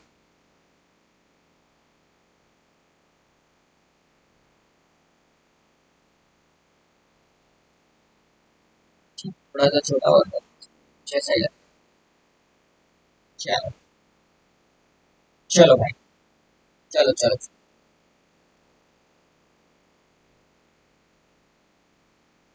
चलो मेरे दोस्त, इसमें कहा मैंने beryllium is diagonally similar with magnesium, that's why इस hydride is covalent in. Beryllium भी तो एल्यूमिनियम के साथ डायगोनल रिलेशनशिप में है, एल्यूमिनियम के साथ डायगोनल रिलेशनशिप में है। कैसे, जैसे मैंने आपके यहाँ पे दो ग्रुप बनाए हैं, ऐसे ही तो पी ब्लॉक का अगला है बोरोन एंड देन एल्यूमिनियम। ये बेरिलियम किसके साथ में है, एल्यूमिनियम के साथ में है। कैसा, डायगोनल रिलेशन। ये एल्यूमिनियम का हाइड्राइड कोवेलेंट नेचर का होता है, इसलिए बेरिलियम का हाइड्राइड कैसा होता है, कोवेलेंट नेचर। ठीक, चलो भाई ये भी आपका हो गया। अब बेरिलियम का, बेरिलियम भी डायगोनल रिलेशन वैसे कैसा दे रहा है, कोवेलेंट हाइड्राइड। ठीक, reaction with halogen S block के मेटल को, जब भी हेलोजन के साथ रिएक्शन कराओगे मेरे दोस्त आंख बंद कर रखना, metal halide, metal halide, metal halide. Hydrogen के साथ जोड़ोगे मेटल हाइड्राइड, वाटर के साथ जोड़ोगे हाइड्रोक्साइड, नाइट्रोजन के साथ यूज करोगे क्या बनाएगा, नाइट्राइड। पर कौन, लिथियम, बाकी सब अमाइड बनाएगा। अमोनिया गैस के साथ में भी लिथियम क्या बनाएगा, लिथियम आपका बनाएगा नाइट्राइड, बाकी सब क्या बनाएंगे, अगेन अमाइड। मेरी ये सारी रिएक्शन यार आपको ऐसे ही रट जाएंगे। नाइट्रोजन के साथ रिएक्शन करने पे अमाइड नहीं बनाएंगे, sorry sorry sorry sorry sorry, क्या बनाएंगे, azide azide azide azide azide.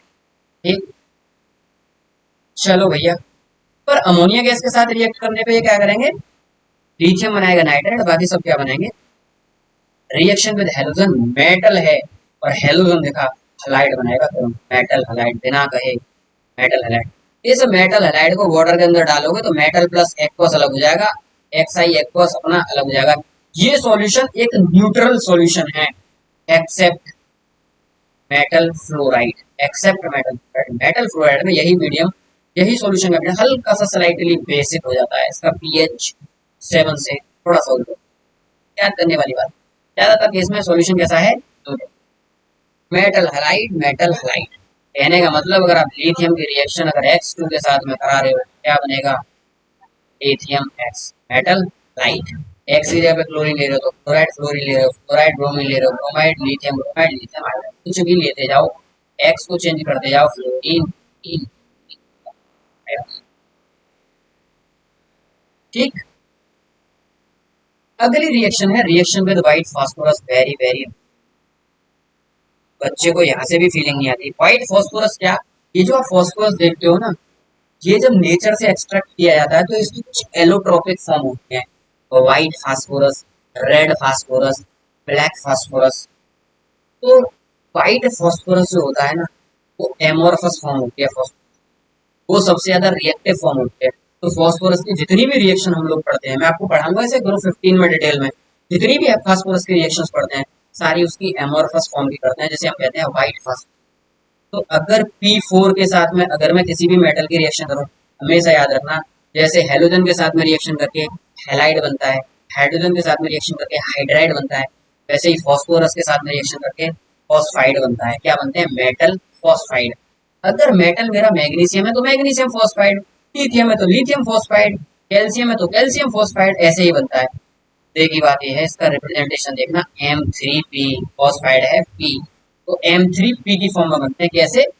अगर मैंने लिथियम की रिएक्शन P4 के साथ में कराई तो मुझे क्या मिलेगा? Li3। ये क्या है मेरा? Lithium phosphide. एक और बात इंपॉर्टेंट, इसी फॉस्फाइड को उठा के अगर तुम वाटर के अंदर डालोगे, इसी फॉस्फाइड को उठा के अगर तुम वाटर के अंदर डालोगे तो मेटल ने वाटर देखा नहीं कि मेटल ने हाइड्रोक्साइड बना दी, और इस फॉस्फोरस ने वाटर देखते ही क्या बना दिया? फॉस्फीन गैस बना दिया। मेटल ने फॉस्फोरस देखते ही क्या बना दिया? फॉस्फीन गैस बना दिया। मेरे दोस्त तुम मुझसे यहाँ पर भी पूछ सकते थे कि भैया अगर मैंने इसको वाटर में डाल दिया तो क्या होगा? अगर मेरे दोस्त इसको तूने वाटर में डाला, नाइट्राइड, जैसे ही नाइट्राइड देखा, मेटल ने वाटर देखा नहीं कि हाइड्रोक्साइड बनाया नहीं, रिएक्शन चुटकियों में याद होंगी सारी की सारी। नाइट्रोजन अमोनिया गैस बनाता है, फॉस्फाइड फॉस्फीन गैस बनाता है, सी के करस्पॉन्डिंग PH3। ये गैस कैसी होती है? कलरलेस गैस होती है, smell of Rolton fish. Fish जो मर जाती है उसके बाद में जो से स्मेल आती है, रोल्टन फिश वाली, इसमें से कैसी आती है? स्मेल आती है। कैसी गैस है? पॉइजनस गैस है, जहरीली गैस है, फॉस्फीन गैस। ठीक है, ये आपकी ग्रुप 1 के रिएक्शन होते हैं दोस्तों, आराम से रटनी। देखो कैसे, मेटल को वाटर में डालो, मेटल हाइड्रोक्साइड बन जाएगा। मेटल को ऑक्सीजन के साथ रिएक्शन कराओ, लिथियम ऑक्साइड बनाएगा, सोडियम पर बनाएगा, बाकी सब सुपर ऑक्साइड बनाएंगे। एक साथ सारी रिएक्शन मर्ज कर रहा हूँ, देखना मेरे साथ बैठ के। अब जो लिथियम ने ऑक्साइड बनाया उसको वाटर में डालोगे, मेटल हाइड्रोक्साइड मिल जाएगा। सोडियम ने जो परऑक्साइड बनाया ऑक्सीजन के साथ में, अगर मैं उसको वाटर के अंदर डालूंगा तो सोडियम हाइड्रोक्साइड तो बनेगा, साथ ही साथ हाइड्रोजन परऑक्साइड और बनेगा। लेकिन पोटेशियम का अगर मैं परऑक्साइड को, सुपर ऑक्साइड को, पोटेशियम को अगर मैं वाटर के अंदर डालूंगा दोस्त, तो पोटेशियम का मतलब क्या बन जाएगा? Hydroxide, potassium hydroxide, H2O2 hydrogen peroxide plus oxygen भी लिबरेट हो। अगर मैं इसी मेटल के नाइट्रोजन के साथ रिएक्शन कराता हूँ तो लिथियम नाइट्राइड बनाता है, बाकी सब अजाइड बनाते हैं। इसी लिथियम नाइट्राइड को अगर मैं वाटर डालूंगा मेरे दोस्त, क्या बनाएगा? लिथियम हाइड्रोक्साइड बना देगा, और नाइट्रोजन क्या बना देगा? अमोनिया गैस बना देगा। बाकी सब नीचे वाले क्या है? अजाइड। आगे बढ़ो और से, अब तुम कहोगे भैया अजाइड क्या? अजाइड हीट करने पे नाइट्रोजन गैस देते हैं। अजाइड एक बहुत प्योर सोर्स है, प्योर नाइट्रोजन गैस देने हटाने का तरीका होता है। ये आपका तरीका हो गया। अब आप तीसरी चौथी रिएक्शन करोगे अमोनिया गैस के साथ, तो लिथियम अगेन रिएक्शन करके नाइट्राइड बनाता है, पर बाकी सारे के सारे क्या बनाते हैं? अमाइड बनाते हैं। उसके बाद हेलोजन के साथ में रिएक्शन क्या बना देते हैं? हेलाइड बना देते हैं। उसके साथ अगेन व्हाइट फॉस्फोरस के साथ रिएक्शन, व्हाइट फॉस्फोरस के साथ करें क्या बना देगा? फॉस्फाइड बना देगा। अभी मैंने एक रिएक्शन कराई थी वाटर के साथ रिएक्शन, वो तो आप ऑलरेडी पता है, मेटल हाइड्रोक्साइड। आपकी ऑलमोस्ट सारी की सारी रिएक्शन मैंने एक बार क्या करा दी? रिकॉल करा दी। वाटर के साथ हाइड्रोजन के साथ कराओगे, मेटल हाइड्राइड बना दे। इतनी कॉमन रिएक्शन है। ऐसे ही डिक्टो सेम रिएक्शन दूसरे को, ऐसे ही बेटा, some important properties of alkaline earth metal, कि अगर मैं ऑक्सीजन के साथ रिएक्शन करा रहा हूँ तो बेरिलियम को ऑक्सीजन के साथ रिएक्शन करके बनाएगा। बाकी सब ऑक्साइड बेसिक इन नेचर होते हैं, बेरिलियम का ऑक्साइड कैसा होता है? Amphoteric in nature. इसीलिए तो मैं इसको किसमें नहीं लेता? एल्कलाइन अर्थ मेटल में, क्योंकि भाई एल्कलाइन तो है ही नहीं, एम्फोटेरिक है। ठीक, सब ऑक्साइड बनाते हैं, इसे छोड़ के इन ऑक्साइड को वाटर के अंदर डालोगे, आपको पता है ऑक्साइड को वाटर के अंदर डालेंगे क्या बनेगा? मेटल हाइड्रोक्साइड, मेटल हाइड्रोक्साइड खत्म। पर ऑक्साइड को डालूंगा, मेटल हाइड्रोक्साइड प्लस H2O2, बहुत बढ़िया। अब आपको रिएक्शन याद होने लगी है सब। रिएक्शन विद नाइट्रोजन, सारे के सारे नाइट्रोजन के साथ रिएक्शन करके मेटल नाइट्राइड बनाते हैं। सब क्या बनाते हैं? Metal nitride. इसमें कोई एक्सेप्शन नहीं है, सब मेटल नाइट्राइड। बस एक बात याद रखिए, बेरिलियम डायरेक्ट नाइट्रोजन के साथ हल्की सी हीटिंग करने पर भी डायरेक्ट बेटा बेरिलियम नाइट्राइड नहीं, हीटिंग करने पर डायरेक्ट बेरिलियम नाइट्राइड नहीं बनाता है।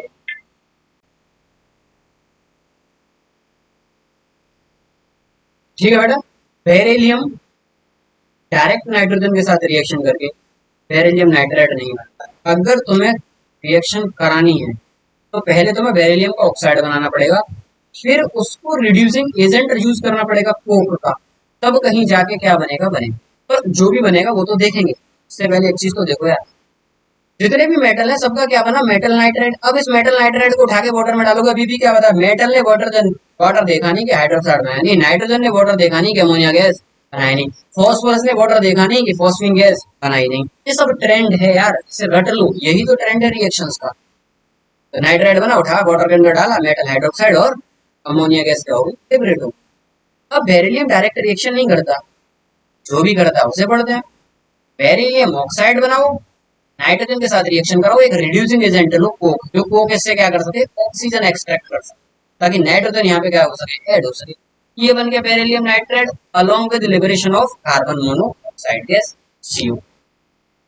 ऐसे ही reaction with carbon, very very important चीज पढ़ाने वाला हूँ दोस्तों।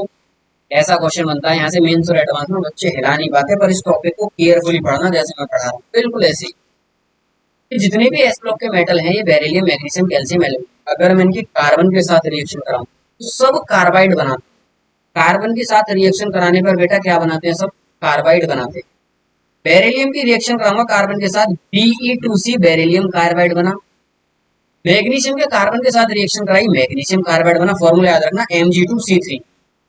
कैल्शियम की कार्बन के साथ रिएक्शन कराई, CaCO2 कैल्शियम कार्बाइड बना।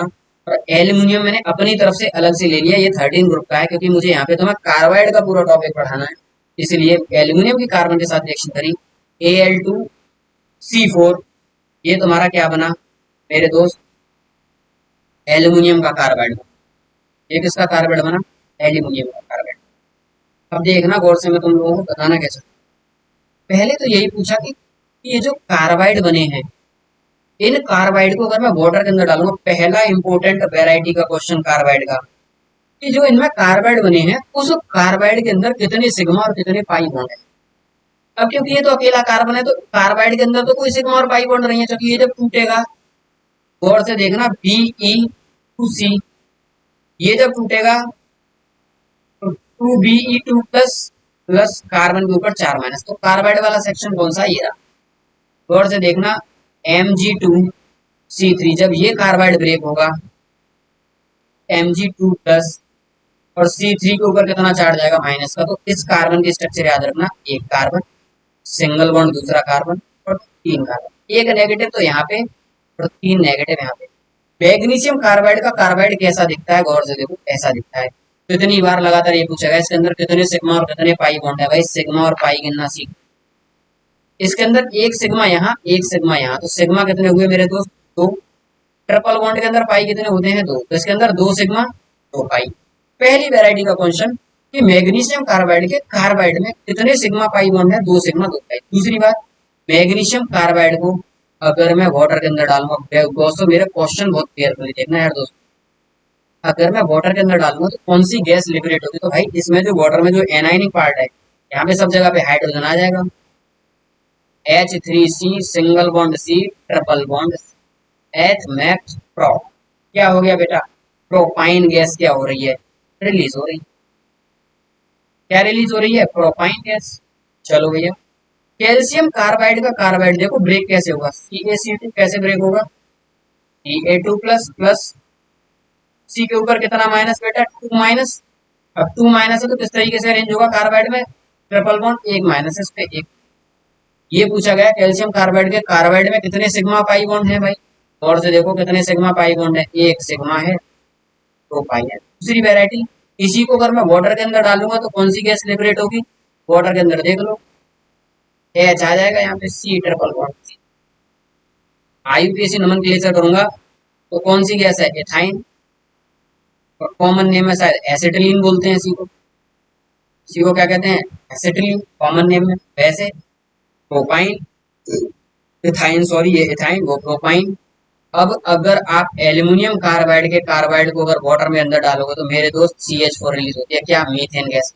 क्योंकि बेरिलियम कार्बाइड का कार्बाइड को अगर देखो C के ऊपर 4 माइनस है, अगर मैं इसे वाटर में डालूंगा तो कौन सी गैस रिलीज करेगा, मीथेन, मीथेन गैस रिलीज करता है। तो 2 वैरायटी क्वेश्चन बनते हैं कि कार्बाइड में कितने सिग्मा पाई बॉन्ड, इन दोनों को क्रॉस कर दो, इनसे कभी सिग्मा पाई बॉन्ड नहीं पूछे जाते, पूछे किससे जाते हैं, मैग्नीशियम और कैल्शियम, तो दोनों को याद रखना ये।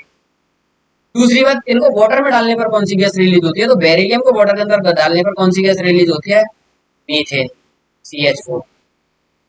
बाकी मैग्नीशियम को प्रोपाइन, कैल्शियम को एथाइन, एल्यूमिनियम को अगेन मीथेन, क्योंकि beryllium is diagonally similar with aluminium, तो जब ये भी कैसी गैस रिलीज करेगा, मीथेन गैस रिलीज करेगा। दोनों सेक्शन के क्वेश्चन बेटा याद रखना, कहीं से भी क्वेश्चन आ सकता है तुम्हारे एग्जाम में, पूरी बातें जैसे मुझे रटी पड़ी हैं ऐसे ही तुम्हें रटी पड़ी।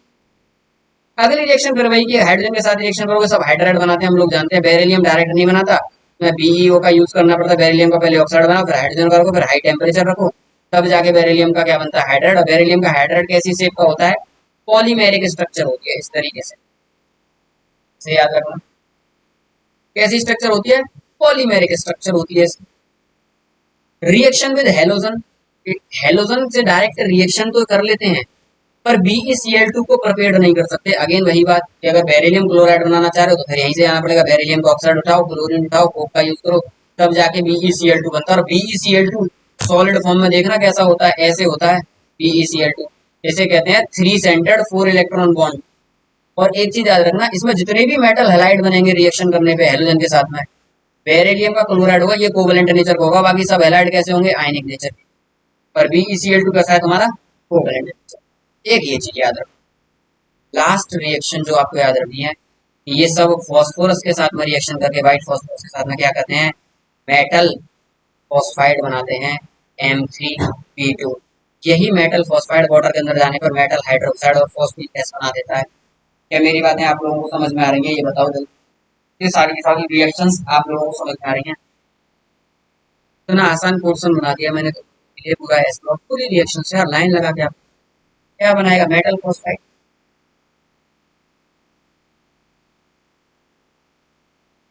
क्योंकि फॉस्फोरस की वैलेंसी तुम यहाँ पे आके देखो, हमने बनाया कैसे मेटल फॉस्फाइड पिछले वाले का, M3P, मतलब एक फॉस्फोरस पे कितना माइनस, 3 माइनस। इसका मतलब अगर यहाँ पे मेटल, अगर एल्कलाइन अर्थ मेटल है जिसकी वैलेंसी कितनी है, तो अगर वो मेटल अगर मैंने 3 यूज कर लिया तो इसकी वैलेंसी कितनी होगी, 6। तो एक फॉस्फोरस के 3, तो फॉस्फोरस कितने लेने पड़ेंगे, तो M3P2 इस फॉर्मेट में बनेगा। चार्ज बैलेंस होना चाहिए, तो इसको वाटर के अंदर डालूंगा तो मेटल हाइड्रोक्साइड और फॉस्फेट। ये आपका रिएक्शन पोर्शन खत्म हुआ। इसके बाद में भी कुछ मेन रिएक्शन है जो मैं आपको अभी अभी पढ़ाऊंगा, ठीक है। कुछ मेटलर्जिकल पार्ट पे फोकस करते हैं इस पे कि मेटलर्जी में सोडियम का कौन कौन सा ओर है जो हमें याद होना चाहिए। तो सबसे पहला रॉक सॉल्ट हम लोग घरों में यूज करते हैं NaCl, सबको याद होता है। Chile saltpetre is what, NaNO3। कई बार तो यही पूछ लिया डायरेक्ट, चिली सॉल्ट पीटर का फॉर्मूला क्या है भाई, Na, सोडियम नाइट्रेट। उसके बाद एक ये और है बेटा KNO3, इसको कहते हैं इंडियन सॉल्ट पीटर। इसे भी रट के रखना, salt Peter, Indian salt Peter KNO3। इसके बाद में एक फॉर्मूला और है गिल्बर सॉल्ट का फॉर्मूला, ये बहुत पूछा जाता है। Na2SO4 dot 10H2O, dot 10H2O भैया इसी को बोलते हैं गिल्बर सॉल्ट, ठीक। अब Na2SO4 देखो मैंने आगे ही लिखा है Na2SO4 के बारे में, नहीं लिखा मैंने इसके अंदर, कोई बात नहीं। अच्छा, इसको याद रखना दोस्त, मैंने इसका कंपाउंड लिया नहीं है इसमें, इसको मैंने आगे लिख के, वरना मैं दिखाता तुम्हें कि इसी को कहते हैं सिल्वर सॉल्ट। कई बार डायरेक्ट पूछा गया है। एक और सोडियम का और है बोरेक्स, ग्रुप 13 के स्टार्टिंग में बहुत यूज करेंगे Na2B4O7.NH2। अगर अभी याद नहीं होगा ना, गारंटी ले रहा हूँ, ग्रुप 13 का लेक्चर देख लेना, एंड तक जाते जाते इसके बारे में एक से एक बेहतरीन चीज आपको रट जाएगी पूरी की पूरी बोरेक्स के बारे में, बहुत इंपॉर्टेंट है। तो रटना क्या क्या है हमें यहाँ पे, एक तो भैया Chile saltpetre NaNO, Indian saltpetre क्या है KNO3। देखो रटने वाले कुछ ऐसे बताते हैं, कभी तुमसे एग्जाम में कंफ्यूज हो जाओगे कौन सा इंडियन सॉल्ट पीटर है, कौन सा चिली सॉल्ट पीटर है। तो मैंने रटा इंडिया, इंडिया में क्या आ रहा है बेटा, इंडिया, इंडिया के अंदर क्या आ रहा है, एन आ रहा है ना, इसमें भी एन आ रहा है। एन के आगे क्या लिखा हुआ, NA का मतलब है नो, मतलब NaNO3 इंडियन सॉल्ट पीटर नहीं, नो मतलब नहीं है। रटने का तरीका जस्ट ऐसे, Na का मतलब नो। अगर आपसे पूछा जाता है कि ये इंडियन सॉल्ट पीटर है, कह दो नो, ये इंडियन सॉल्ट पीटर नहीं है, तो फिर क्या है, चिली सॉल्ट पीटर। रटने का तरीका हो गया, चिली सॉल्ट पीटर है। इसका फॉर्मूला याद रखना, सिल्वर सॉल्ट का और बोरेक्स का, Na2B4O7.10H2O is what borax, Na2SO4.10H2O is what silver salt। अब पोटेशियम का और carnallite is very very important, याद रखना, कभी कभी पूछ लेता है कार्नेलाइट किसका और है, पोटेशियम का और है भाई। KCl रट के रखना फॉर्मूला, KCl कैल्शियम का और जिप्सम हमारे सिलेबस का पार्ट है, इसे भी रट लेना, CaSO4.2H2O इज व्हाट जिप्सम। उसके बाद लाइम स्टोन खूब पढ़ते हैं, CaCO3 is what lime stone, CaCO is what quick lime, ठीक है। डोलामाइट बहुत इंपॉर्टेंट और है, dolomite is what CaCO3 MgCO3 और आपका CaF2।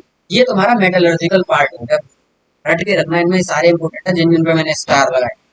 आगे बढ़ो, हमें एस ब्लॉक में सारी रिएक्शन पढ़ने के बाद हमें एस ब्लॉक के कुछ कंपाउंडों का आइडिया होना चाहिए। मैं तो इनकी प्रिपरेशन प्रॉपर्टीज इन सब चीजों में टाइम वेस्ट नहीं करूंगा, कोई पूछता नहीं है।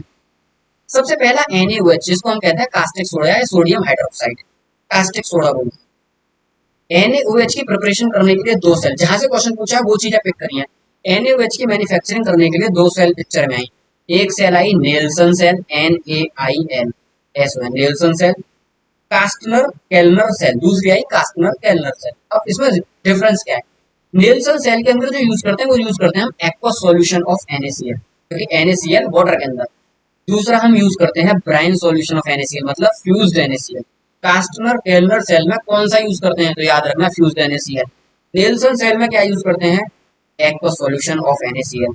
मेरे दोस्त कभी कभी तो यही पूछ लिया यार, नेल्सन सेल से किसकी मैन्युफैक्चरिंग होती है, कास्टनर केल्नर सेल से किसकी मैन्युफैक्चरिंग होती है? सोडियम हाइड्रोक्साइड की मैन्युफैक्चरिंग होती है। इंडिविजुअल सोडियम का जो एक्सट्रैक्शन किया जाता है वो किया जाता है डाउन सेल से। इससे डाउन सेल। ये एस ब्लॉक का पार्ट है, इसीलिए रटा रहा हूँ, इस वाले पार्ट को रट कर। दूसरा है आपका वॉशिंग सोडा Na2CO3.10H2O, ये वॉशिंग सोडा। अब Na2CO3 की जो प्रिपरेशन करी जाती है, बड़ा इंपॉर्टेंट प्रोसेस है, सॉल्वे अमोनिया सोडा प्रोसेस। और से देखना सॉल्वे अमोनिया सोडा प्रोसेस। कितनी बार ये पूछा गया, सॉल्वे अमोनिया सोडा प्रोसेस में यूज क्या क्या होता है? एक्वस NaCl, अमोनिया गैस और CO2 गैस, तीनों का यूज करके हम Na2CO3 को प्रिपेयर करते हैं। कैसे? पहली स्टेप में ये अमोनिया गैस CO2 के साथ में रिएक्शन करके NH4HCO3 अमोनियम, ये क्या है? अमोनियम बाई कार्बोनेट बनाता है। ये अमोनियम बाई कार्बोनेट, ये अमोनियम बाई कार्बोनेट NaCl के साथ रिएक्शन करके सोडियम बाई कार्बोनेट बनाता है। इस सोडियम बाई कार्बोनेट की हीटिंग करोगे तो आपको क्या मिलने वाला है? अपना वॉशिंग सोडा सोडियम कार्बोनेट। बहुत इंपॉर्टेंट रिएक्शन। रॉ मटेरियल पूछ लेता है कि sodium by carbonate washing soda की मैन्युफैक्चरिंग कैसे करते हैं? सॉल्वे अमोनिया सोडा प्रोसेस किसकी मैन्युफैक्चरिंग में काम आता है? Na2CO3 की मैन्युफैक्चरिंग में काम आता है। इसके अंदर रॉ मटेरियल क्या यूज करते हैं? Aqueous NaCl, NH3CO3। पहली स्टेप में NH3CO2 के साथ में रिएक्ट करता है और क्या बनाता है मेरा?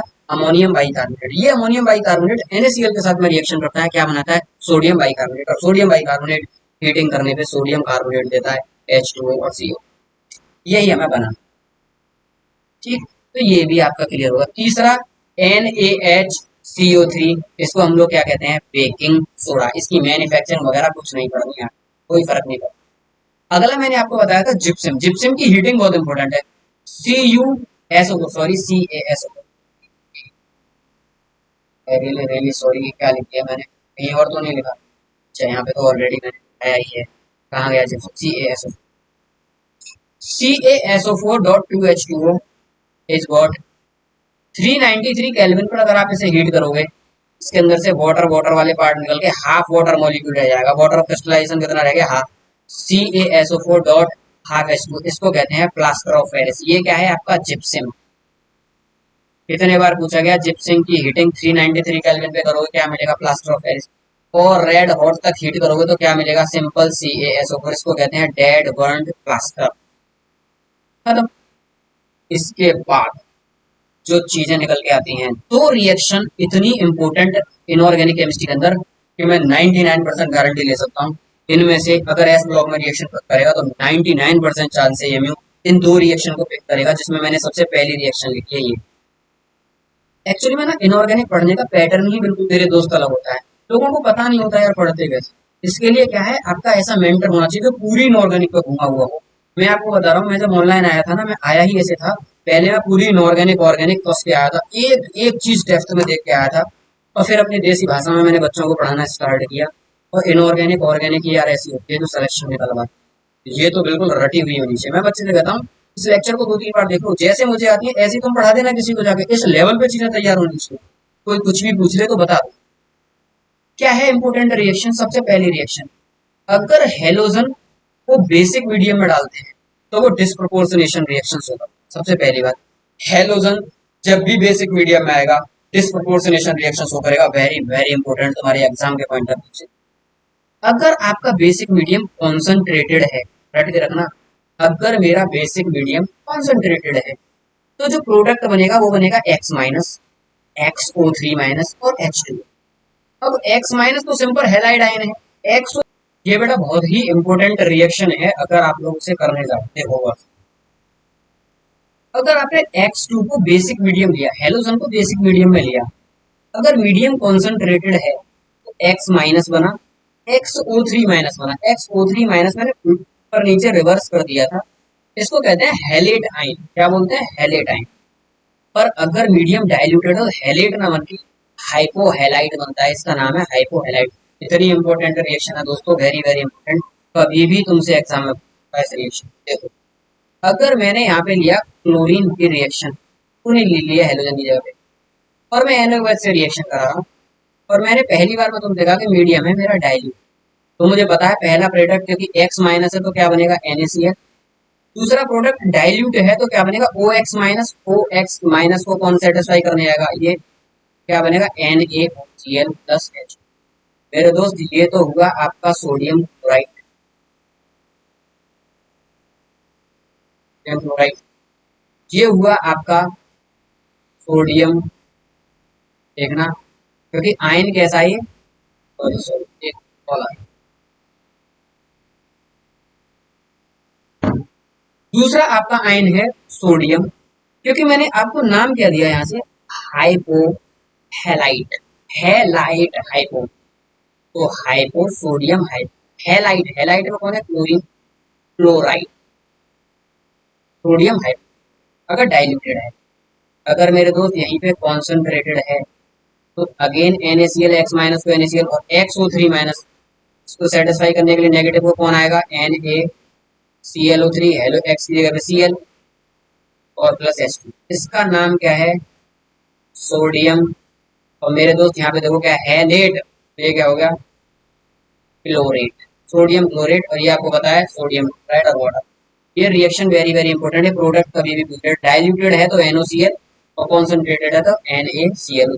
आप यहाँ पे हेलोजन चेंज करते जाइए, रिएक्शन बदलती चली जाएगी। फॉर्मूला लगा दो। पर एक बात याद रखना, NaOH बेसिक मीडियम में हेलोजन डिसप्रोपोर्शनेशन रिएक्शन शो करता है। क्यों दोस्त? गौर से देखो, NaOH यहाँ पर क्लोरीन क्या है? क्लोरीन की ऑक्सीडेशन नंबर 0, यहाँ पे क्लोरीन की ऑक्सीडेशन नंबर -1 और इसमें क्लोरीन की ऑक्सीडेशन नंबर है +1।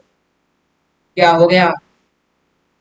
0 से -1 रिडक्शन, 0 से +1 ऑक्सीडेशन। तो एक ही रिएक्शन में ऑक्सीडेशन रिडक्शन दोनों हो रहा है। क्या हो गया ये तुम्हारा?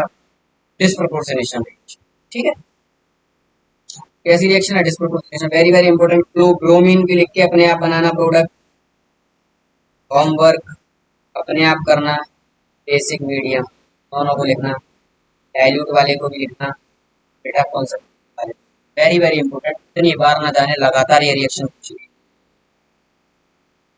इसके बाद एक लास्ट और वेरी वेरी इंपॉर्टेंट रिएक्शन, क्योंकि मैं आप लोगों को बताऊं इस एस ब्लॉक के अंदर NaOH की reaction very very important. Dilute NaOH की रिएक्शन बहुत पढ़ते हैं हम लोग, तो उस डाइल्यूट NaOH की बहुत सारी रिएक्शंस में से मैंने तुम्हें मेन रिएक्शन निकाल के दिखा दी। इन मेन रिएक्शंस को पकड़ लो और इनके हिसाब से आप लोग क्या करो, के हिसाब से आप लोग बना लो। एक तो ये NaOH की ये वाली रिएक्शन इंपॉर्टेंट है। दूसरी NaOH की इंपॉर्टेंट रिएक्शन है व्हाइट फॉस्फोरस के साथ में। व्हाइट फॉस्फोरस के साथ में NaOH डाइल्यूट NaOH की रिएक्शन कराओगे, फॉस्फीन गैस बनाएगा, NaH2PO2 बनाएगा और आपका H2 बनाएगा। पर दोस्तों वेरी वेरी इंपॉर्टेंट, इसकी है मेजर रिएक्शन। इसी में एक माइनर रिएक्शन और ऑपरेट होती है। यही NaOH इस व्हाइट फॉस्फोरस के साथ में रिएक्शन करके P2H4 बनाता है, जो कि आपका कैसा होता है? हाईली इन्फ्लेमेबल, बहुत जल्दी जल जाता है। और ये इन्फ्लेम करके, बाकी ये प्रोडक्ट सेम है, ये प्रोडक्ट सेम है, ये माइनर में बनता है। ये रिएक्शन ऐसी की ऐसी याद रखना दोस्तों, ऐसी ये P2O4 हाईली इन्फ्लेमेबल है, ऑक्सीजन की प्रेजेंस में आते ही तुरंत जल जाता है। क्या बना देता है? फॉस्फोरस का ऑक्साइड। और क्या बना देता है? वाटर। क्या बना देता है? फॉस्फोरस का ऑक्साइड और वाटर। ये रिएक्शन भी पूरी की पूरी याद रखना। कहीं से कोई सा भी प्रोडक्ट एक्स करके तुमसे क्या कर लेगा? पूछ लेगा। ये मैंने तुमको कंप्लीट बेटा एस ब्लॉक पढ़ा है। अब एक इसके बाद में मैं आपको कंप्लीट पी ब्लॉक की वीडियो दूंगा। इसके बाद में मैं क्या करूंगा, एक ब्लॉक केमिस्ट्री की क्या पूरे इनऑर्गेनिक की एक सीरीज चलाऊंगा बेटा आप लोगों के क्वेश्चंस की। इसमें 200-250 क्वेश्चन लेके आऊंगा, सारी वेरायटी के क्वेश्चन मैं आपको करा। अभी मैं आपको कंटेंट दे रहा हूँ, कंटेंट भी इस मैनर में, इसमें मैं आपको पहले ही बताते चल रहा हूँ कि ये क्वेश्चन बार बार आए हुए हैं एग्जाम में, एक बार देख लें। ठीक है, मिलते हैं दोस्तों अगली वीडियो में। जुड़े रहना मेरे साथ, ठीक है, जुड़े रहना, बहुत ज्यादा हेल्प करूंगा एमए बीटेक के लिए। देखो दोस्तों, मेरा बीटेक चल रहा है, अपनी भी पढ़ाई चल रही है, इस वजह से मैं रेगुलर वीडियो नहीं रख पाता, पर जितनी भी रेगुलर रख सकता हूँ उतनी कोशिश करूंगा आप लोगों को। रेगुलर वे में। ठीक है, मिलते हैं अगली वीडियो में, तब तक के लिए जय हिंद जय भारत। अगर टेस्ट सीरीज ज्वाइन करनी है तो इसी वीडियो के डिस्क्रिप्शन बॉक्स में मेरा व्हाट्सएप ग्रुप का लिंक है, उसमें आप लोग क्या कर देना, ज्वाइन हो जाना। जैसे ही टेस्ट सीरीज बनकर रेडी होगी मैं तुरंत उस ग्रुप में क्या कर दूंगा, लिंक डाल दूंगा ऐप का। ठीक है, सेट टाइम बाउंड हो है इंस्टॉल कर। ठीक है, चलो मिलते हैं अगली वीडियो में। जय हिंद जय भारत।